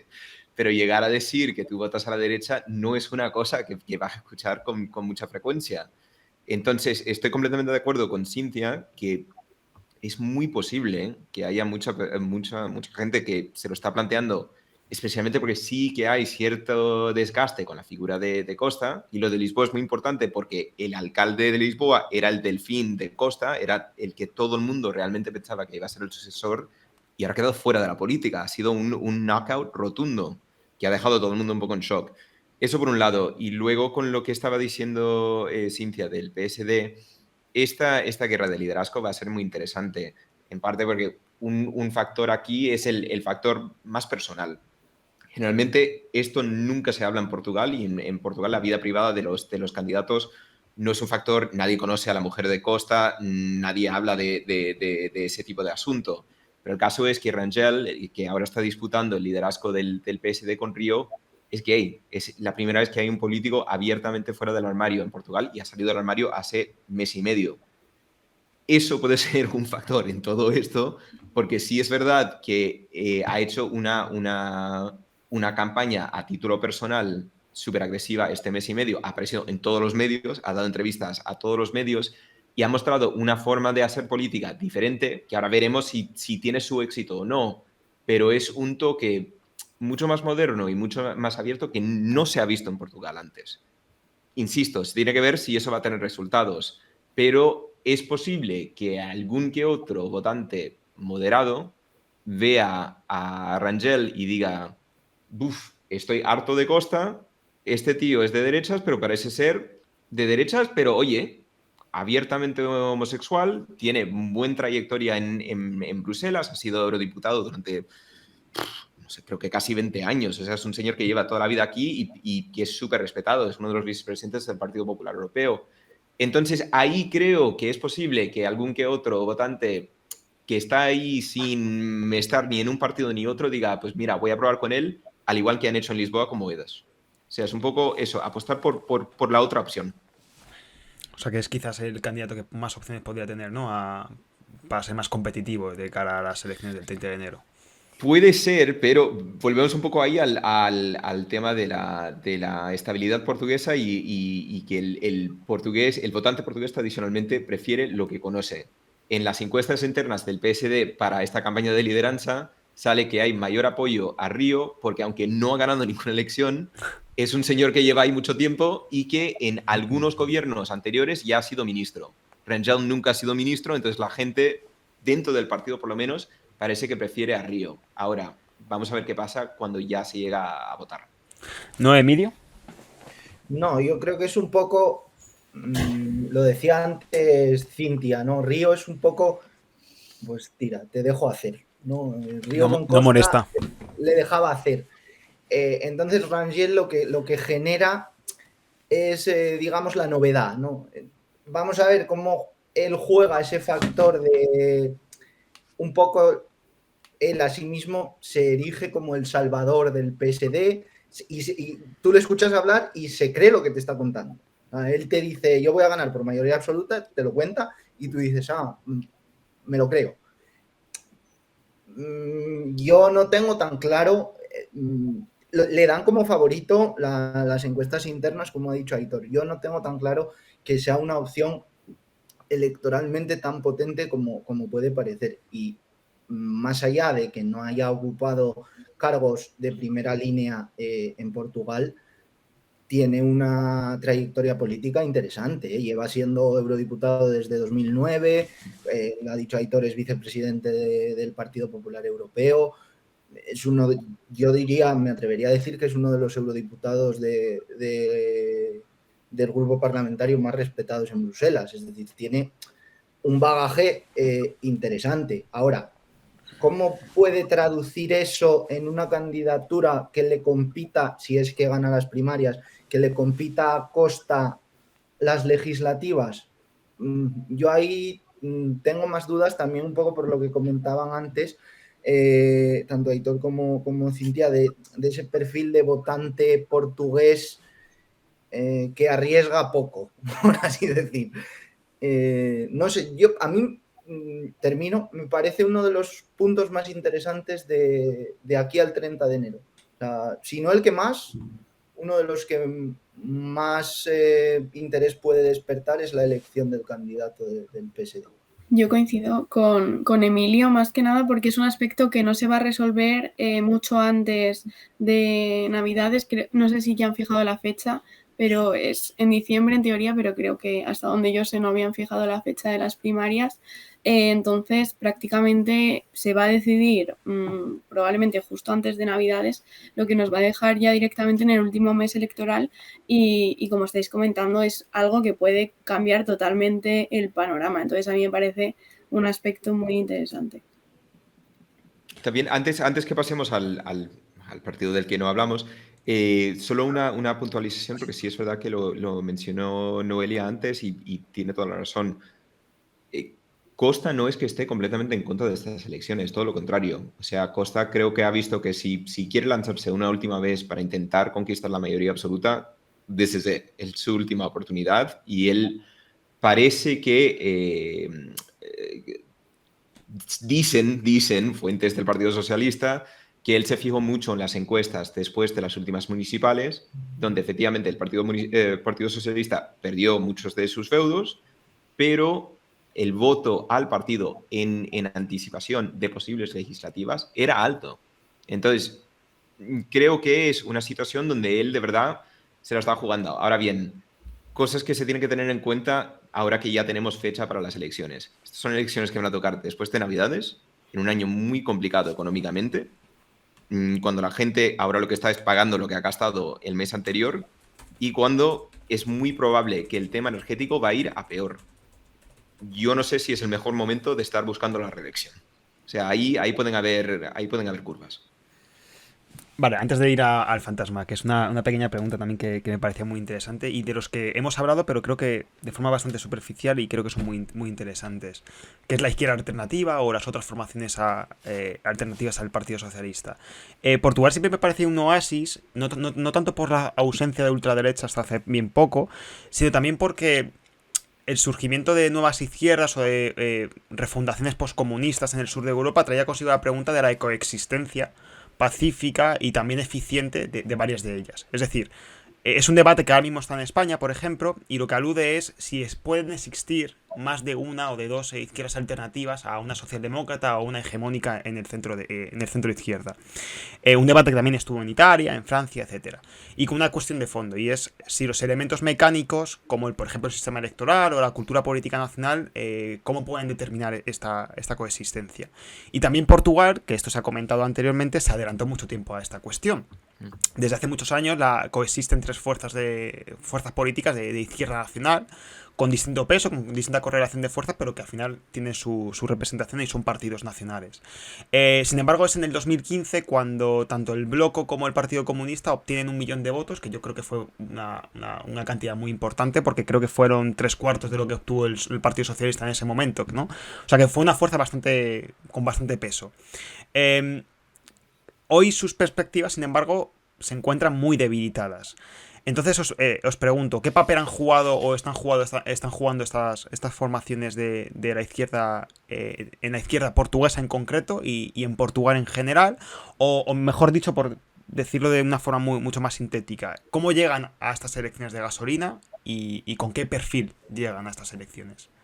Muy desgastado, si quizás han apostado en el 2015 por un acuerdo externo que les ha costado demasiado caro, ¿no? Antes habéis comentado que, por ejemplo, el Partido Comunista, si el Partido Comunista portugués se ha dado cuenta que incluso en sus propios feudos históricos les estaba comiendo la tostada de los socialistas. No sé si queréis empezar por Emilio y Noelia y luego vamos a por Aitor y Cintia, como queráis, ¿eh? Muy rápido, yo creo que la clave de las izquierdas en Portugal es un poco esa, ¿no? Que se están viendo devoradas, entre comillas, por un partido socialista que les está quitando votos. Por eso, muchas de las crónicas que yo he ido leyendo estas semanas van también un poco por ahí, que estas elecciones quizás sean una buena oportunidad para las izquierdas de desmarcarse del Partido Socialista. Tienen importancia en tanto en cuanto han sido y van a ser, yo creo, decisivos, aunque vayan a empeorar resultados, como parece según los sondeos, siguen siendo decisivos para formar un gobierno de izquierdas como lo han sido estos 6 años, ya sea en coalición o como apoyos externos.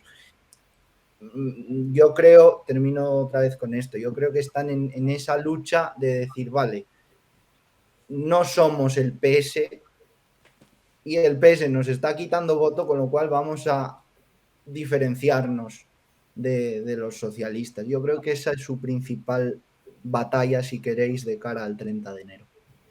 Yo no tengo tan claro que su estrategia vaya a ser diferenciarse mucho del Partido Socialista, bueno, más que diferenciarse, el distanciarse, porque como comentábamos antes, no sabemos cuál va a ser el voto de los portugueses y más si tienden hacia un conservadurismo en el voto, en el sentido de lo que ya conocen, creo que les puede ser contraproducente totalmente y puede hacerles perder más votos. Entonces yo la verdad que no tengo muy claro cuál va a ser su estrategia. Antes de que vayáis vosotros, Aitor y Cintia, una cosa que pongo encima de la mesa que me parece muy interesante y yo no tengo la respuesta, por eso os pregunto. ¿Vosotros podríais diferenciar 3 tipos de votantes de izquierdas en Portugal? De comunista, bloco y socialista. Es decir, más allá de los resultados y de las encuestas, sociológicamente se percibe, se palpa esos tres votantes de izquierdas. Más allá de lo que os he preguntado de cómo llegan de gasolina y con el perfil. Sí, yo los diferencio claramente. Tenemos los socialistas, sería ese perfil de izquierda moderada, esa persona de clase media que quiere avances, pero que no quiere radicalismos. El comunista sería esa persona muy comprometida con la historia del país, con las estructuras sindicales, que tiene una memoria muy viva sobre lo que fue la resistencia y la conquista de derechos y ni un paso atrás. Y el bloco es esa izquierda más joven, más urbanita, más preocupada por cuestiones ambientales, más preocupada por el discurso del acceso a la vivienda.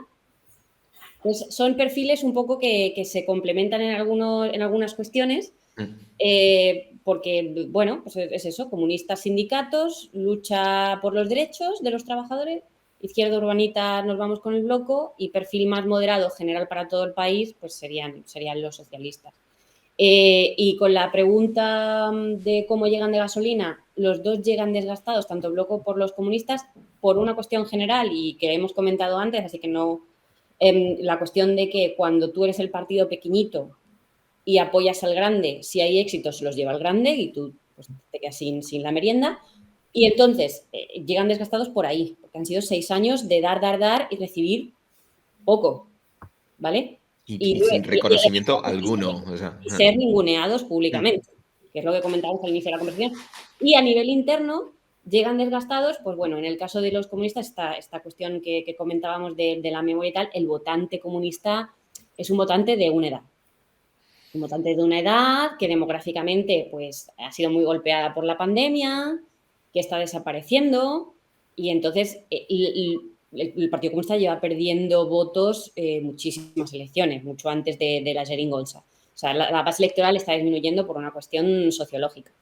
Y en el caso del bloco, pues la verdad es que ellos han tenido sus propios escándalos de los que les cuesta recuperarse, porque en Portugal es muy complicado recuperarse de un escándalo, ¿sabes? Es un país pequeño, todo el mundo se acuerda de todo el mundo, y no hay tantos cambios, entonces cuando uno tiene un estallido gordo, pues la gente no lo olvida. Y el Bloco justamente tuvo uno, que creo que estoy remontándome al 16 o al 17. Estamos hablando del caso Robles, ¿no? Estamos hablando del caso Robles. Estuve en un almuerzo ayer con un grupo de portugueses y alguien sacó el caso Robles. Por supuesto, porque es una cosa... ¿Y cuál es el caso Robles? Bueno, el caso Robles era un concejal que tenía el Bloco, que era aspirante a alcalde en las municipales del 16. Del 16 sí, o del 17, por ahí. Del 17, 4 al 21, vale. Y entonces era su cartel estrella era el acceso de los jóvenes a la vivienda, porque la especulación, porque los turistas, porque Airbnb, nos suena el discurso, ¿no? Bien, se supo muy poco antes de la campaña o durante incluso la campaña que, bueno, él y su hermana habían heredado, o no, miento. No, peor, se lo habían comprado a la Seguridad Social. Habían comprado a la Seguridad Social un edificio entero, lo habían reformado y lo estaban vendiendo como apartamentos de lujo, sacándose una diferencia de alrededor de 4 millones de euros, o sea, era una cosa espectacular. Aquello destruyó al candidato, destruyó las aspiraciones del Bloco y desde luego le quitó esta bandera, que era la bandera con la que ellos habían hecho fuertes entre la población joven, porque un portugués que se incorpora al mercado de trabajo está ganando aproximadamente el salario mínimo, que en Portugal ahora mismo está en 600 y largos, 600 largos euros, pero es que el salario medio y el tal, o sea, con contrato no va... Estamos hablando de ¿qué? Entre 800, 900, tal. O sea, eran unos salarios que la gente no podía acceder a una vivienda, o sea, era del todo imposible. Pues, en fin, sucedió esto. Entonces, ¿qué pasa? Que el Bloco también anda un poco perdido desde entonces, porque en cuestión de batalla de derechos laborales, el que habla con sindicatos y monta la manifestación son los comunistas. Jerónimo de Sousa. ¿Y qué defendemos entonces? Completamente de acuerdo con Cintia. O sea, el mayor problema con el Partido Comunista es que, en fin, no votan los cementerios. O sea, es un electorado que se ha ido muriendo. Es verdad que el Partido Comunista ha durado mucho más que cualquier otro partido comunista de la Europa occidental como fuerza potente, porque sí fue el partido que más luchó contra la dictadura y que después fue un poco el garante de la democracia. O sea, incluso cuando no cortaba el pastel, estaba ahí un poco como referee y como el que aparecía durante la época de Cavaco Silva como primer ministro, aparecía el Partido Comunista cada rato para recordarle que ahí hubo una revolución y que habían ciertos principios que no se podían violar. Entonces, esa generación, pues, en fin, el líder del Partido Comunista es un fiel reflejo del votante. O sea, ¿Tiene es un señor... 72 años? ¿Tiene Sí. O sea, es un señor mayor, es un señor que le pegaron durante la dictadura, o sea, es un señor que ha estado ahí luchando un poco toda la vida. Pero el argumento histórico de ellos se ha ido perdiendo, han perdido a los socialistas en especialmente los barrios del sur de Lisboa, o sea, al sur del río, al sur del Tajo. Y luego en el interior el fenómeno curioso es que en los feudos históricos del Partido Comunista lo que ahora empieza a ganar es la extrema derecha. Entonces ahí tienes un cambio bastante curioso. Con el Bloco, insisto, completamente de acuerdo con lo que decía Cintia. Inicialmente el Bloco empezó como un partido, básicamente era Podemos, pero 15 años antes de Podemos, en los 90. Pero en los últimos años sí que ha terminado con una fama un poco de como hijo progre, pero es como el niño rico jugando a obrero. Entonces, sí es verdad que reúne mucho... a ver, ¿cómo sería el votante medio? Pues votantes de la clase intelectual, o sea, un poco de ese rollo. No es el obrero tradicional.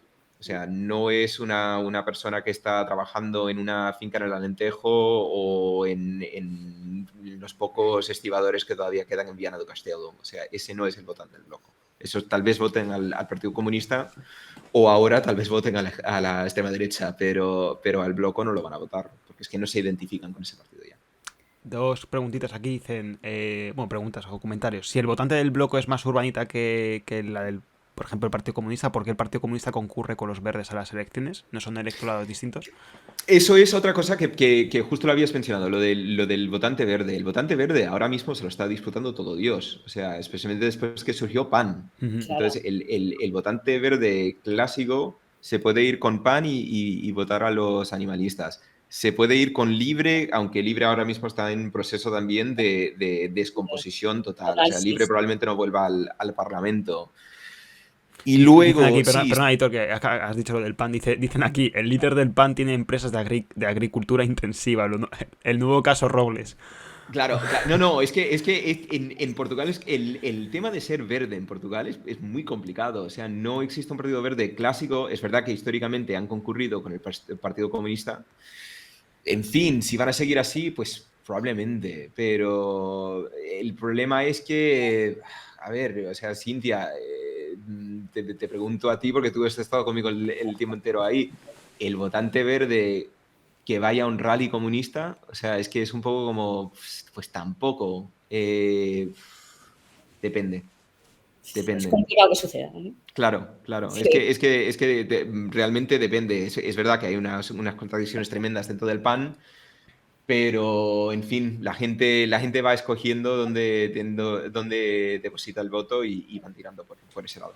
Yo creo que también viene un poco de, como estabais comentando, al final el Partido Comunista ha perdido su base electoral básicamente porque se muere, porque me ha parecido muy interesante la cuenta de Facebook de las juventudes del Partido Comunista, porque ha estado toda la semana en la conferencia de Glasgow a tope, y entonces han cogido esa idea de se está responsabilizando al individuo en lugar de que es una estructura, que al final estamos obligados a consumir, que eso implica consumir plásticos y todo eso, y me ha parecido como muy interesante el cómo han adaptado el discurso comunista a la cuestión verde, y yo creo que ahí puede haber una oportunidad de un nicho de votantes. Luego, sí es verdad que no sabemos cuánto le interesa al obrero como tal la cuestión verde. Igual no le interesa a nadie, le interesa tener trabajo.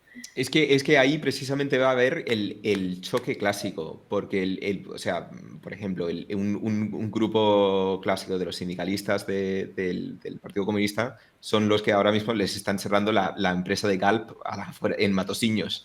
Entonces, llegar a decir, tenemos que cerrar esto porque esto tiene unas emisiones terribles, pues, en fin, el sindicato también se enfada un poco. Entonces, ahí tienes un tira y afloja, porque tampoco es que Portugal esté ganando premios por el tema de la transición justa. O sea, no hay plan para mucha de esta gente y están en sectores que están en vías de extinción porque son tan dañinos para el medio ambiente, pero precisamente es el Partido Comunista quien más les representa y quien más lucha por los intereses de sus trabajadores. Entonces, es verdad que hay ahí un drama dentro del propio partido que es muy difícil cuadrar ese círculo. Venga, que llevamos casi 1 hora y media y no os quiero entretener mucho más, que luego me criticáis. No, me broma.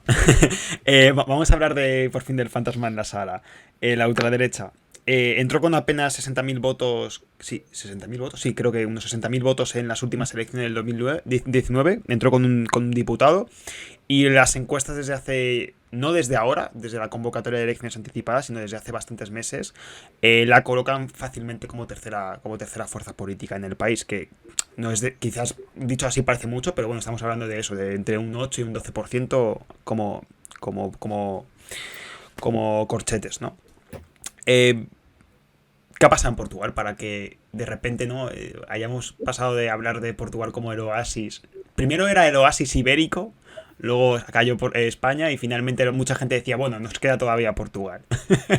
Como país o como zona en toda la Unión Europea que no hay un grupúsculo o un partido político de extrema derecha. Entonces, os pregunto una doble pregunta. Primero, ¿qué es Chega? O sea, ¿qué es el partido de ultraderecha? Y segundo, ¿cómo ha llegado Chega a copar tantas portadas y tanta influencia en la opinión pública? Para estar hablando de un partido que podría ser tercera fuerza en unos meses. Quien quiera, ¿eh? No, tú. Qué bueno. Chega. A ver, en fin, Chega es un partido político que surge un poco porque André Ventura está loco, o sea, no es que esté, todo lo contrario, es que no. Lo peor es eso, que el tío no está loco, el tío por se eso ha dado quería cuenta que él, ¿sabes?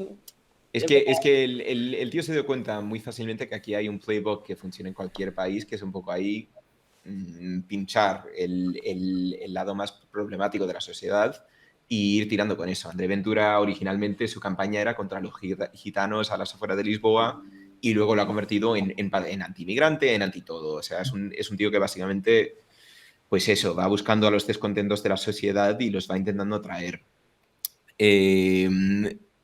¿Cómo crece ese partido? Crece básicamente con la complicidad de los medios lusos. O sea, André Ventura se convirtió en un señor que aparecía constantemente en los programas de la televisión portuguesa.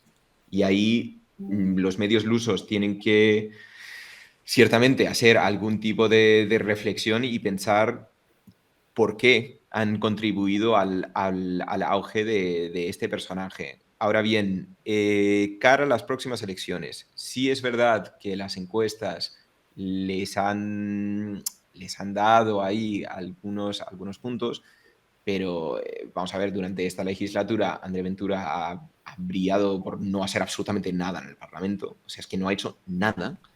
Y también es un partido que está en su propio momento de crisis, porque es un partido que no tiene una filosofía clara, o sea, no tiene ideología, simplemente gente descontenta. Como se ha ido expandiendo, cada vez entran más gente que tienen ideas random, o sea, cada uno odia una cosa diferente. Yo no sé si ese punto de vista necesariamente va a atraer tantos electores en estas próximas elecciones. Y ojo que, por ejemplo, en estas autárquicas, en las municipales, Chega no fue a ninguna parte. O sea, no ha llegado a conquistar ningún ayuntamiento. De hecho, si no recuerdo mal, perdieron lo que tenían antes. Entonces, creo que hay cierto alarmismo, pero yo no les veo con la fuerza que ha tenido, por ejemplo, Vox. En parte porque mucho del argumentario, en fin, es que no tiene la misma potencia que ha tenido en España. O sea, invocar al imperio en Portugal es como, bueno, vale, pero es que no hay gente que se va a tirar loco por eso, no hay gente que se va a tirar a la calle por la cabra de la legión. O sea, es que eso no existe en Portugal, no existe ese nivel de locura con las imágenes patrias, por así decirlas. Vaya, que no sientan los otros partidos. O sea, es que de la misma manera que Chega te saca la bandera portuguesa, pues el Partido Socialista te la saca más y el Partido Comunista incluso más alta. Entonces, llegar a tener una lucha por el patriotismo, para ver qué tiene el patriotismo más grande, pues, en fin, complicado. Pero yo ahí metería un asterisco importante en ese apartado que nos encanta de por qué España y Portugal no son comparables. Y es que la propia respuesta de la derecha tradicional portuguesa. ¿Vale? Total. Y esto es súper importante, porque si los medios también, como en España, tuvieron esa fascinación, porque también en Portugal se vio como, uy, éramos el oasis y ya no, ¿qué pasa? Y entonces se le dio una atención desmesurada por parte de la derecha, que ya había visto lo que había pasado en España. Hubo unas reticencias de entrada en el PSD y decir, a ver si nos van a ganar mucho terreno. Y han intentado, por lo menos el PSD de Ruiz Río, cuidado que el matiz es importante. Entonces, el PSD de Ruiz Río ha intentado siempre diferenciarse y poner distancia y hasta una cerca sanitaria, porque en las últimas municipales el acuerdo al que llegaron el PSD y el CDS fue nosotros en coalición en veremos qué sitios, pero el pacto incluía la total prohibición de llegar a cualquier acuerdo con Chega en cualquier contexto. O sea, Chega no era parte de ningún acuerdo. Y esto lo firmaron. Y aquello fue también una bofetada para Chega. O sea, que a eso es una también de las respuestas diferentes que se dio en Portugal al auge, porque, claro, es que hay bastantes partidos y aunque la diferencia en porcentaje de votos sea llamativa, también no podemos olvidar que las presidenciales del año pasado, el candidato André, único candidato, es un poco el candidato para todo, pues, quedó tercero, ¿vale? O sea, quedó tercero. A mucha distancia, por supuesto, pero quedó tercero. Cuidado ahí. Entonces, claro, ¿por qué no hacía nada, entre otras cosas, André Ventura? Pues aparte porque no tiene nada detrás, no tiene un programa, no tiene una filosofía, pues se ausentaba constantemente del Parlamento para preparar campañas, porque él era el candidato para todo.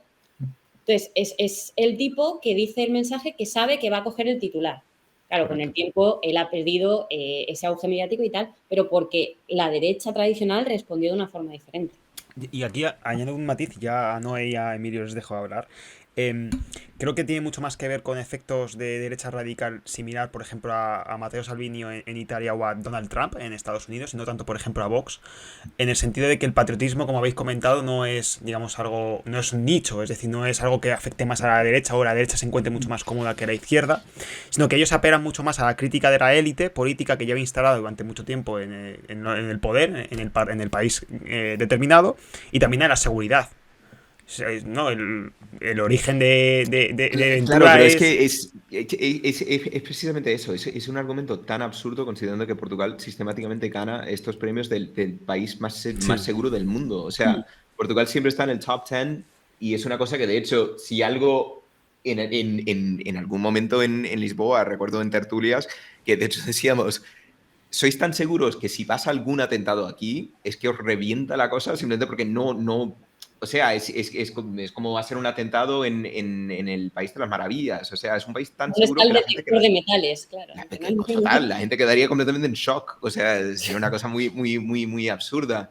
Entonces, cuando Ventura sale con esos argumentos e intenta invocar una idea de Lisboa ha sido sin ley, pero ¿qué dice, señor? O sea, por Bueno, favor. pero tú mismo, Aitor, lo has dicho, ¿no? Que hay un germen que Portugal Sí, también se dio cuenta, como por ejemplo Ventura se dio cuenta de que ese germen no estaba capitalizado por ningún partido. A pesar de que correcto. exista la percepción de que, oye, pues esto relativamente funciona, no, la seguridad va bien, no hay ningún tipo de problema de securitario, a pesar de hecho, de eso sí que hay un nicho siempre. Hay un nicho porque él lo que sí ha aprovechado es, pues, o sea, en Portugal existe racismo y está ahí, o sea, es una realidad y creo que Ventura se ha aprovechado de eso. Entonces él ha utilizado un lenguaje contra inmigrantes que, claro, te quedas así y dices, pero inmigrantes en Portugal, pues tampoco es que estén llegando aquí sirios o refugiados o algo así, entonces es ponerse a atacar, pues, o gente de las excolonias, o sea, brasileños, cosas así, que dices, pero señor, o sea, ¿qué dice? Si son gente que están integradas en la sociedad. Es que queda muy absurdo, o sea, los argumentos de él no se sostienen, pero sí es verdad que vamos a ver, siempre vas a tener algún descontento con la sociedad que dirá, pues sí, absolutamente. Mi problema número uno son los inmigrantes que llegan. Inmigrantes en Leiria o inmigrantes en tu pueblito pequeño del Alentejo, pero por favor, que no es realístico, pero van a tirar con eso. O sea, Yo es creo lo que es. Dale, Noé. que sí, que precisamente, o sea, claramente tienen un discurso populista y por definición los discursos populistas se sirven de las demandas no respondidas o recogidas, ¿no? Por ningún partido.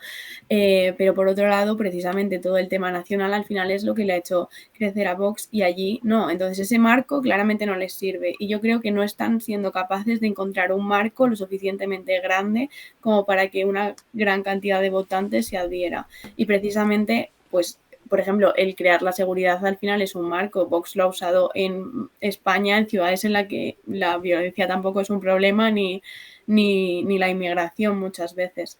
Entonces, precisamente por eso creo que como ya que su única baza puede ser pues las demandas insatisfechas, como puede ser la situación del trabajo, como comentaba Cintia, el poder económico y tal, yo creo que es por eso que vemos que está habiendo cierto transfugismo de votantes del Partido Comunista, porque al final es como lo que están peleando, pero yo también estoy de acuerdo en que no les veo ningún discurso concreto y que están dando bazas al aire a ver qué les funciona.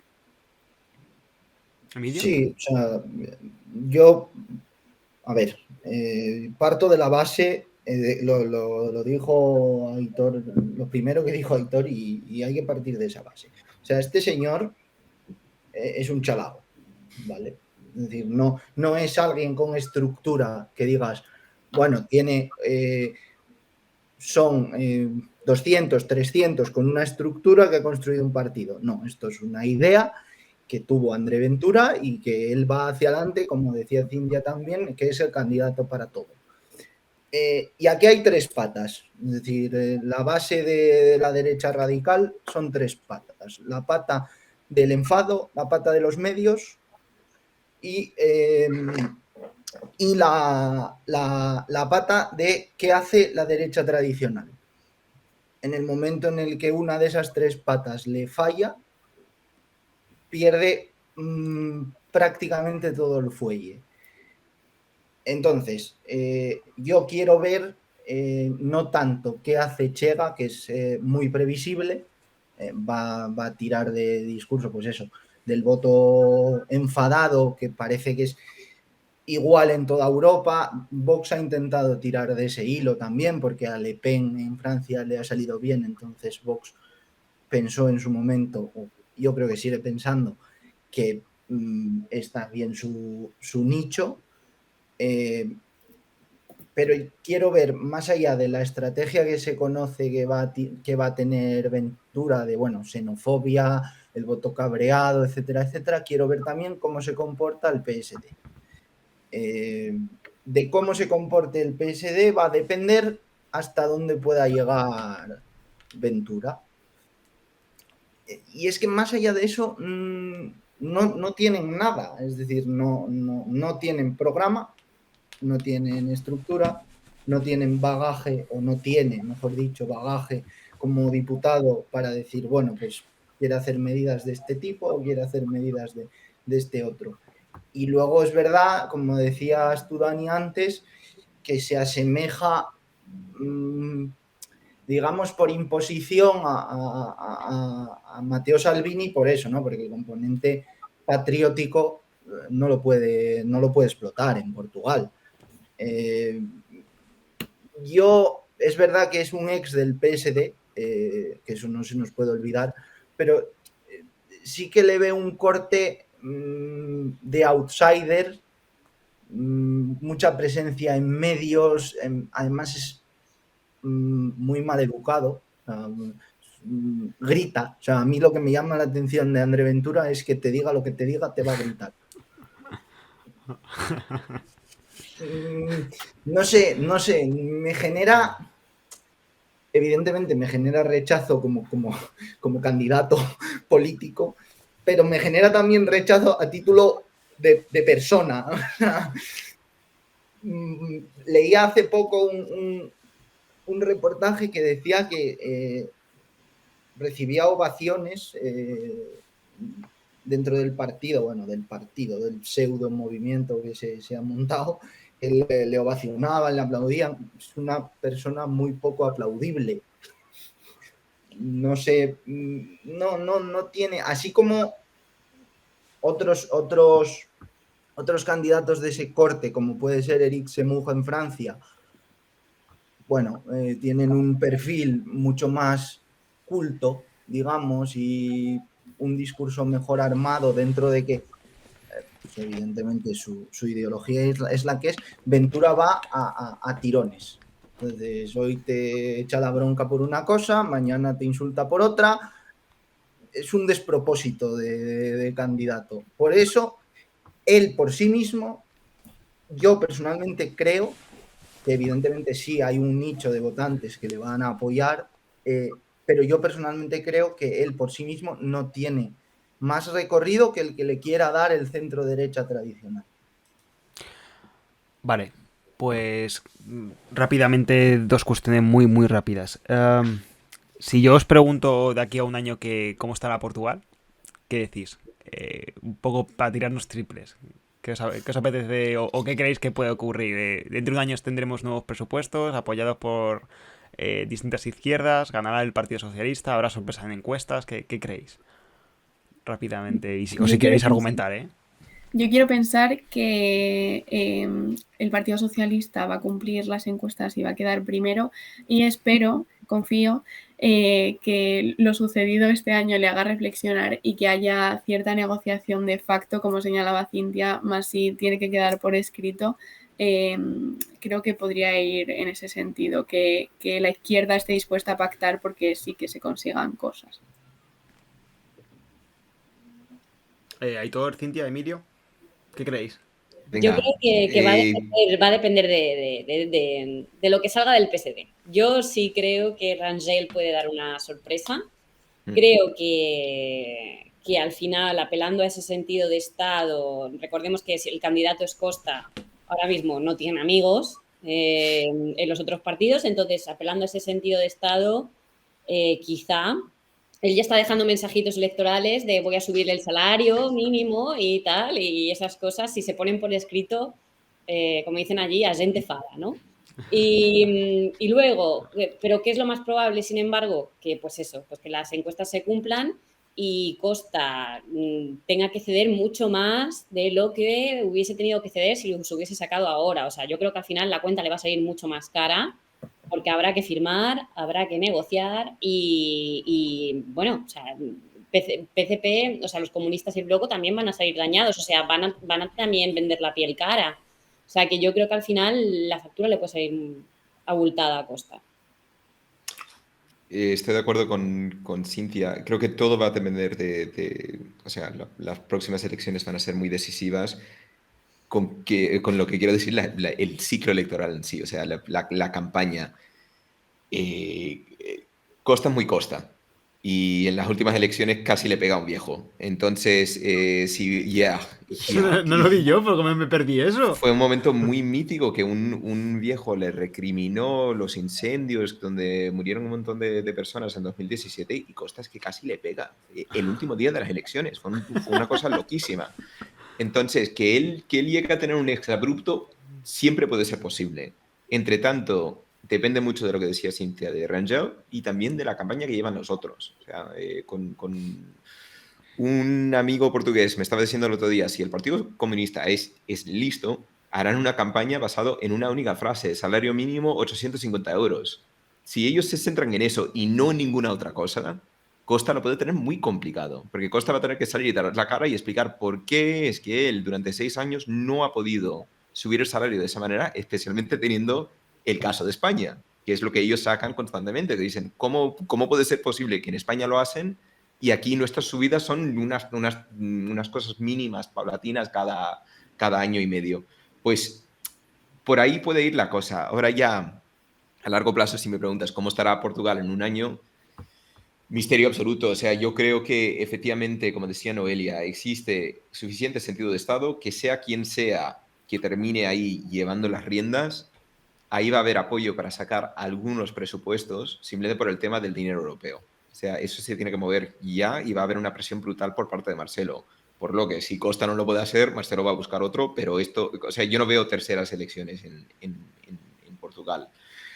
Y luego, ¿cómo estará el país en un año? Pues depende todo de la pandemia. O sea, si esto se va solucionando, llegan a volver a tener un gobierno estable, entra dinero europeo y más que nada se reactiva el turismo, Portugal puede estar perfectamente bien en un año.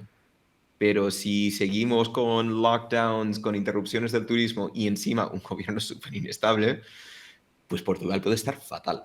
Entonces, aquí hay muchos factores y os digo lo que me dijeron este grupo de amigos portugueses con quienes almorcé ayer. Ninguno de ellos quería apostar sobre quién estaría gobernando el país en mayo. O sea, lo decían así directamente, decían, all bets are off. ¿Emilio? Yo creo que lo normal, coincido bastante con Cintia, lo normal será un pacto de izquierdas, no sé si en coalición o no, pero firmado, es decir, en un papel. Más allá de eso, creo que Rangel es bastante probable que acabe liderando el PSD y entonces Costa se encontrará con una oposición mucho más activa de la que ha tenido estos últimos 6 años. Con lo cual ya va a tener dos presiones, va a tener la presión de los socios minoritarios de izquierdas y la presión de una oposición mucho más, si queréis, cañera que la que ha tenido ahora. Es decir, vamos a tener a Costa, creo que sí, pero va a ser un Costa más incómodo de lo que ha estado estos últimos tiempos. Vale, genial. Siempre acabo porque tengo una especie de filia por recomendaciones culturales sobre el tema que siempre toco. Entonces, no sé, sin ningún compromiso, si no os viene a la cabeza ningún libro, música, película o serie sobre Portugal, me podéis decir que no. Pero bueno, si tenéis alguna recomendación que hacer tanto para mí como para la gente que nos está viendo, para entender Portugal o que os haya gustado especialmente sobre Portugal, la podéis soltar y si no, pues cerramos aquí. ¿Tenéis alguna? Para entender Portugal, cualquier libro de José Luis Peixoto, cualquiera. Yo recomiendo mucho, sin embargo, porque a mí me gusta especialmente la zona fronteriza, Ujú. me parece que es muy rica y quizá la más olvidada. Entonces, hay un libro también de Walter Hugo Mae que se llama, tiene un título muy sugerente, La máquina de hacer españoles, y también lo recomiendo bastante. Pero bueno, eso ya, pero Peixoto trata muchísimos temas de la frontera, del Alentejo y de la vida allí. Noé, Emilio, Aitor, si tenéis alguna cosa que... A mí ¿No, me Emilio? pillas. Si te soy sincero, me pillas. Pues por el lado, ya que Cintia tocó ahí el tema de los libros, pues por el lado más cinematográfico, hay una peli que salió hace, no sé, 4 o 5 años que se llama, era una peli dividida en tres, se llama Les Mil y Una Noites, por tanto, Las Mil y Una Noches, y son como cuentitos en cada una de estas pelis. Pues en la primera entrega, que creo que se llamaba El Incómodo o algo así, una de las historias que ellos cuentan, que es como una historia que te retrata a Portugal perfectamente, es una historia doble de un pueblo en el que hay una señora que tiene un gallo, el gallo siempre está cantando y entonces la disputa judicial que tiene con los vecinos que quieren básicamente que mate al gallo porque el gallo está despertando al cuento entero, al pueblo entero. Pero en este relato que van enseñando, llega un momento en el que entrevistan el gallo y el gallo entonces cuenta su propia historia de por qué está cantando y explica que está cantando para alertar sobre los fuegos forestales a las afueras del pueblo y luego te cuentan la historia del fuego forestal y resulta que es una chica que ha sido rechazada por su novio y prende fuego al bosque porque el novio es bombero voluntario y es para que no se pueda reunir con la novia nueva. Y es un rollo de historiones así del interior que es que eso es Portugal. O sea, es como el costumbrismo más extremo pero más bonito del mundo. O sea, es un país precioso, súper complicado, súper apasionado, pero a la vez no son como nosotros, son mucho más discretos, se lo guardan por dentro. Y esa supresión llega a unas explosiones que es que vivir en Portugal es seguir una serie de crónicas loquísimas todos los días de casos que dices, esto no pasa en ninguna otra parte del mundo. Esa película creo que lo saca muy bien y retrata perfectamente bien lo que es el interior de un país vecino que nosotros realmente no conocemos y es una lástima, porque para mí es uno de los países más bonitos de Europa, con la gente más amable, con la comida más fantástica, con un nivel de cultura brutal, pero que tristemente es nuestro gran desconocido para volver al tema inicial de esta conversación. Entonces, mi recomendación cultural es ver eso, leer los libros que os decía Cintia, pero sobre todo visitar Portugal y superar el eterno tópico de Lisboa o Porto, o sea, viajar al interior. Intentad conocer a la gente y conocer la cultura de ahí, porque es un país con una riqueza increíble. Pues nada, genial. La verdad es que Aitor no ha podido cerrar mejor el directo, así que no voy a añadir mucho más. Muchísimas gracias a los cuatro por estar aquí. Sobre todo porque me gusta organizar debates sobre los que no sé y la verdad es que he aprendido muchísimo en esta hora, un poco más de 1 hora y media. Pero nada, es que os haya entretenido tanto. Así que nada, un placer de verdad. Muchísimas gracias. Igualmente, gracias. Muchas Gracias. gracias, Dani. Hasta luego, chicos. Hasta luego. Chao.